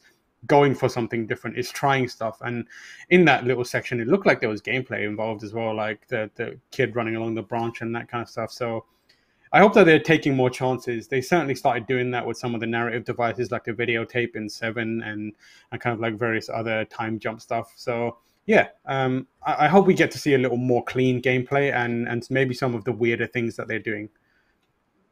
Definitely. I'm really looking forward to this one. And yeah, 2021 for Resident Evil Village. Deathloop, then, another game that we know has slipped into next year. It's going to be Q2 2021. Michael, what did you think of this new trailer, this new look at it? Man, you don't need to convince me any further that Deathloop is going to be a game I want to play day one. And y'all agree too, because y'all are as hype about Arcane Studios' work as I am, or as any of these the fans of their work are. Because, man, it's, I said this last time we saw Deathloop. It was like, it's combining so many things that we've seen Arcane touch. It has elements of Dishonored. It has elements of Prey. It has, elements of Wolfenstein Youngblood, which Arcane did help make in some ways. Then, like Lucy, when we were watching, I think it was you that mentioned that, we're playing a hyper stylized Hitman game too. It's just, it's hitting all these tones, and it has so much momentum, at least from not just like the gameplay standpoint, but in a way it's being presented, like with its art style and how that juxtaposes with the world when you actually play it. It's got style with 8 Ys, and man, it looks like a ton of fun. And I think this is one of those games where level design is going to be key. Like, how can I use all the powers and abilities that I have to navigate this world to maybe make the cleanest kill, make the most like the wildest kill, speed running, things like that. It feels like a game that's just meant for you to figure out how to do all this wild shit and be successful in so many ways with what the game may ask you. And that's not even touching on like the intriguing story stuff that we've kind of seen already, and we got a little bit more of here. Like, how's the concept of like dying and then being like revived and then going again, this death loop, as you will, between the two main characters. Like, how's that going to play out? There's so many aspects in which Deathloop is an exciting game to anticipate, and can't wait to see what the final product is going to be. Yeah, I have so much faith in Arcane. A game that I don't think anyone really expected to see when Capcom's logo popped up again, but Devil May Cry 5 Special Edition. So I've got the details here. Ray tracing, improved shadows, lighting, 4K 30 or 1080 60, optional 120 frames per second mode, haptic feedback, 3D audio, and new content. Like, Tam, what did you think about this one? Like, I was really not expecting to see this one. Did you anticipate it coming to PS5 at launch? No, I didn't. I guess I mean, Capcom has a history of putting special editions or complete editions of the Devil May Cry games out, particularly with 3 is pretty much special edition of that game is pretty well known, and they do like to follow up with extra content and expand their games like they do that with most Devil May Cry games. So I'm not surprised entirely. I just didn't think of it happening. Like I just kind of put it out of my mind. So when it popped up, I was like, initially I was like, oh wow, another Devil May Cry game this quickly. But it turns out it's a new version of 5, which is I'm well up for that. Devil May Cry 5 plays incredibly well, and these are the types of games that higher frame rates and better resolutions just benefit them, especially higher frame rates. Like this is a game all about split-second timing, precision, combos, and that kind of stuff. So just being able to have those options is incredibly valuable. The new content that they talked about, I'm sure it's more than just what they briefly showed off here, but Virgil looks to be a little more playable. Looks like there's some more. I thought I saw a few more moves and abilities in there. My one major question is whether they've mixed up the actual format of the game in any way, because a large portion of that game you are spending in one environment, which is quite the same. And luckily, the gameplay is so engaging and engrossing that you kind of are distracted by it. But knowing that I'm stuck inside that goddamn tree for like hours and hours again, is definitely going to be at the front of my mind. But still, like, I will always play a game that lets me to hit buttons, cancel combos, and get that triple S stylish rank. So I'm excited, especially day one. Like again, like how can you be mad at having a Devil May Cry game on day one for the PlayStation 5? You can't. Like it's fair play. So the new content, quickly before we move on, Turbo mode, fan favorite mode. We've got Legendary Dark Knight difficulty, and Virgil is playable. So, like, God, there's too many games coming out at the end of this year for me. I think for me to go back to Devil May Cry so quickly after 5 came out, it was only like 2 years ago. Oh no, it was last year, wasn't it? Jesus. Yeah, it was last year, I think, yeah. So I think I might leave that one until early next year, but I love the fact that it's available with new content. All right, Oddworld Soulstorm, a new trailer and a little introduction from Lorne Lanning there. Michael, I'm going to come to you. What did you think of that trailer? Like, I just thought, again, another really great tone piece. I personally haven't played an Oddworld game since I was a kid, but this one has got my interest is piqued. What about you? Yeah, Oddworld has a special place for those who did play it because it's has such a strong mix of dark, storytelling and also just kind of humorous visual styles and kind of narrative beats. But there's something really heavy about Oddworld when you actually like think hard about it. So that has me excited because it's such a unique world, and I want to see it again. And also like how they adapt that classic style of gameplay, because it's not like those early 2000s Xbox Oddworld games where it's like, oh, it's 3D now, but it's kind of like a 2.5D. And I think we've seen, since the last time we've really seen Oddworld make a big push.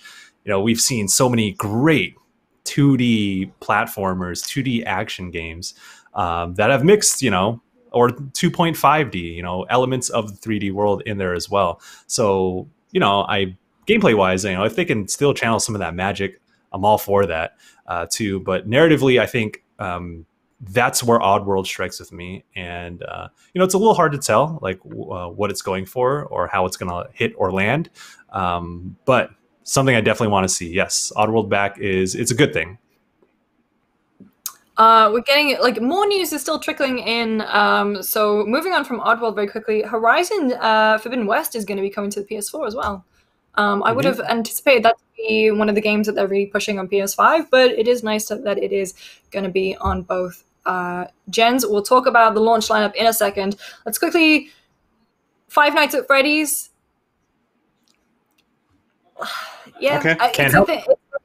It's a thing that never really. I played the first one, didn't get it personally, but I appreciate it for what it's done. Like it definitely hugely contributed to the rise of like Let's Plays and stuff on YouTube, and has spawned quite just a surprisingly huge following, and like this cult game, I suppose. And so while I'm not sure what this game is going to be on PS5, Five Nights at Freddy's on PS5. Also, Fortnite is coming. And also, can I just say that this was around the 40-minute mark and the press conference. And when I tell you, when I thought they were ending with Fortnite, the things that I said. However, that wasn't the case. But we did also get Demon Souls. So that has been confirmed to be a PS5 launch title. Look at him go. Look at him Let's go. fucking go! My man is happy. Let's go! Demon Souls. I called it. I said it. I meant it. I got it. Let's go. Tam, from your perspective, like while we were watching it, all I could hear was you going, "It looks so good. It looks so good." What caught your eye when we were watching this gameplay? That Blue Point, the Midas touch that they have.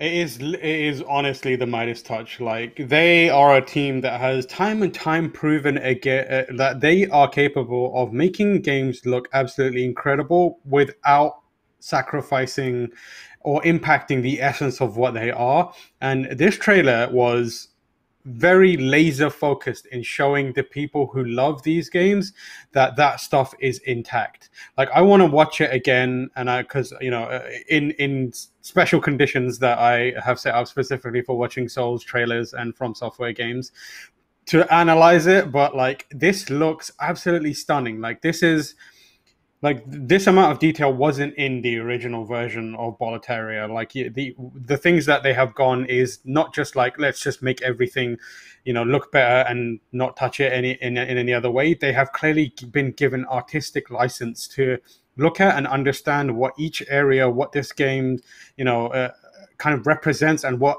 From Software wanted out of that moment, that thing, that level, that sequence, and try and enhance that. And that's what this looks like. You're walking through like the early areas. It's not just a one-for-one, shot-for-shot remake. It's like they understood the spirit of it and the essence of it, and they've done everything here to make it adhere to that in a way that gives it new life, whilst also making sure that it is the game that people remember, know, and love.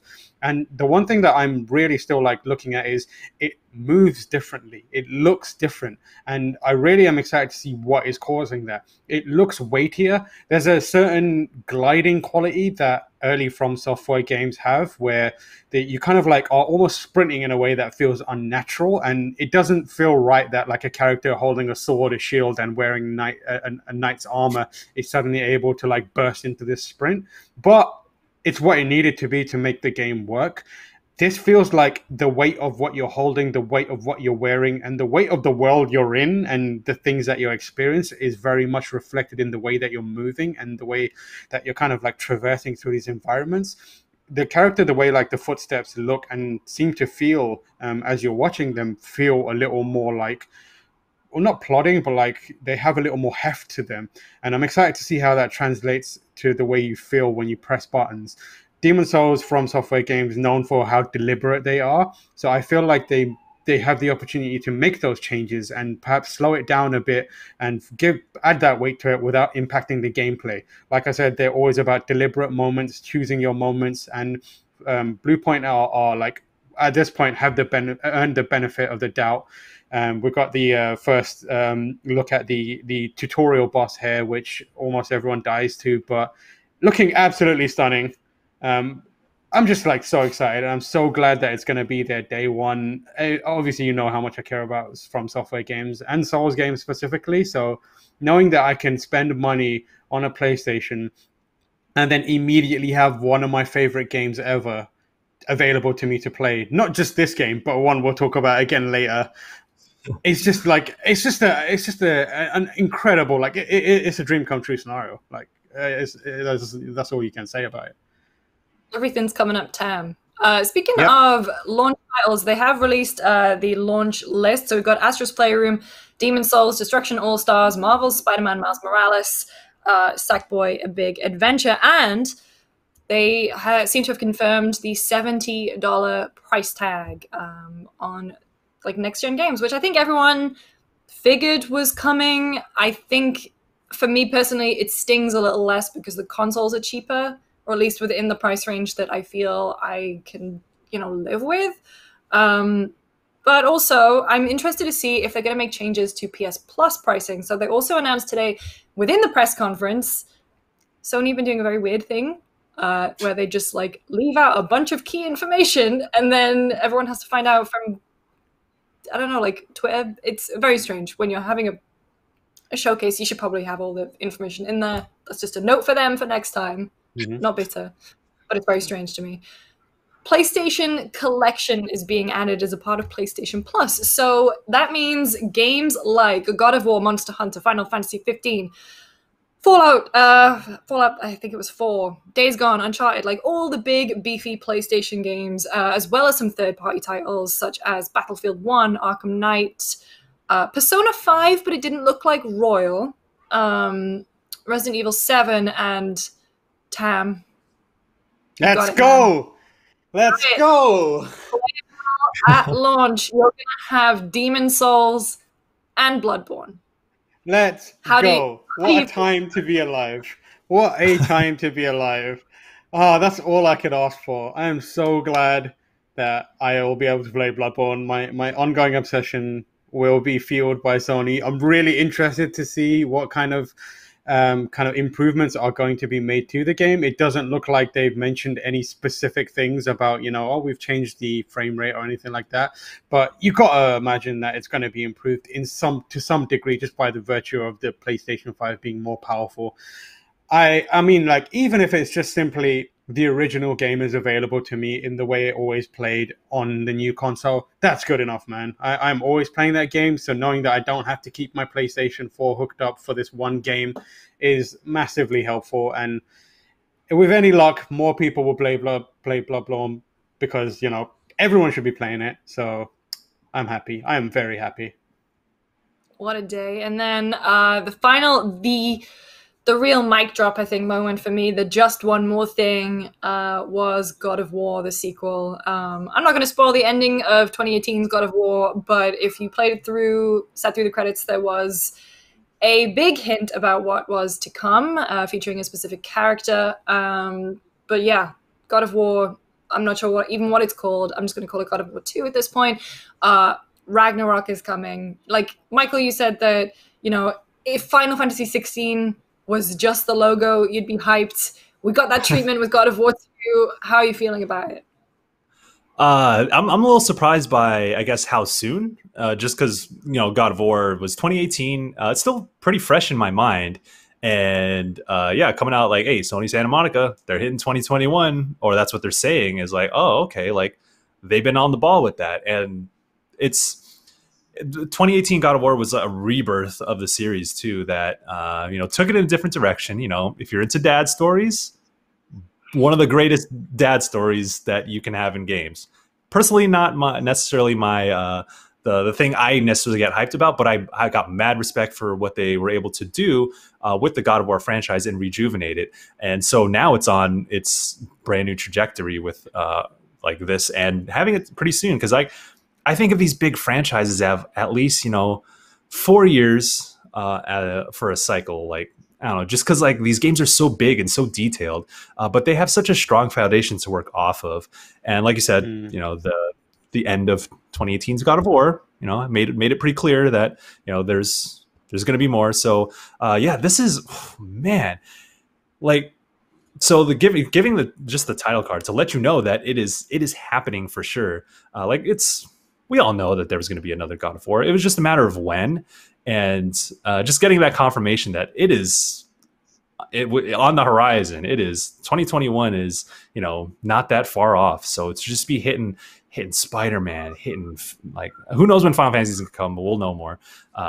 Hitting with God of War, just like all these marquee franchises that PlayStation can really leverage to be like, this is a reason why you should be on this platform. These exclusives, not just in the near future, but we got our things sorted out for the future. And God of War is like one of those games that can just like that everyone knows, that can just be like, oh, PlayStation, if I get a PS5, that is on the horizon for me, and Horizon is on the horizon as well. So man, that's That's strong, man. Like this isn't about, a lot of this conference wasn't about the launch of the PS5. It was like, yes, we're launching at these prices, you can have these games, but look at all the stuff that you can get into a year down the line. Next year, when we have people with PS5s, these are all the things that you can be excited about. So strong. Yeah. All right. That was a truly incredible press conference. I think I'm just very excited about where gaming is going. Like whether that's Sony or whether that's with Microsoft. Like I think some of the titles that we've got to be looking forward to look fantastic. And so, Tam, I'm going to come to you. What are your final thoughts on today's showing from Sony? I think that was a fantastic press conference, and like you said, like just an incredible time to be interested in video games. Between Microsoft having a incredibly cheap and powerful console, 2 SKUs of those cheap and powerful consoles, and then Game Pass, and just like giving access to so many people so easily to the console. Just amazing if you are interested in Microsoft. And if you're on the PlayStation, you know, looking at PlayStation, you've got, again, powerful consoles, very competitively priced, and so many big classics. Like, regardless of where you go, whether it's one, the other, or both, you are going to get your money's worth to start with at the very least. For me personally, like, Demon's Souls, they're at launch. Bloodborne, they're at launch. Spider-Man, they're at launch. A God of War on the way. Like, that is just a phenomenal showing from Sony. Like, we have been stuck in these goddamn houses for many, many, many months at this point, and we can't even pretend like it's fine. But for a minute there, I felt like I was at E3, and that is saying a lot about the kind of impact that press conference had. So, well played, Sony. Like, fair play. Michael, what are your closing thoughts on the conference today? Agree with all the things Tam said. Pricing surprised me. That's really good. But man, you know, Final Fantasy 16, like I had to step out for a minute. Damn, if there's just one thing that could have just won me over immediately, it was that. And just in case I don't want to spread like misinformation or anything, but like Naoki Yoshida is producer on the game, not director. So he is supervising that, but that still does give me a lot of the confidence to bring the storytelling chops and just like the rich, deep narratives that he's been known to supervise with 14. I have confidence that's going to show through in that game. So, I mean, that stole the show for me. And like everything else it was wildly impressive, but I can't stop thinking about Final Fantasy 16 and just the connections between that and my favorite game of all time, Final Fantasy 14. So, yeah, that's, you know, when people anticipate conferences, they want to see their game. They want to see that one thing that's going to win them over. That's like a console seller or, you know, anything like that. They hit it straight up and did not stop. And I feel like anyone who is interested in games or PlayStation games in general, there's something to be excited about. You can't say that wasn't fire. Like that conference was straight fire, and it really did feel like a big E3 showing. And I'm happy. Yeah, me too. It felt a lot like E3 2015, you know, the E3 of dreams when it comes to Sony's press conference. And like, yeah, I had chills the whole time. I'm very excited. So that does it for us today here on the Sony event post-show. Make sure to stick around youtube.com/GameSpot. On Friday, we're going to have another episode of Generation Next, our weekly show all about the next-gen consoles, and it's going to be pretty heavily focused on Sony, as I'm sure you can imagine. Thank you for joining us today. We'll see you around. Peace. Bye.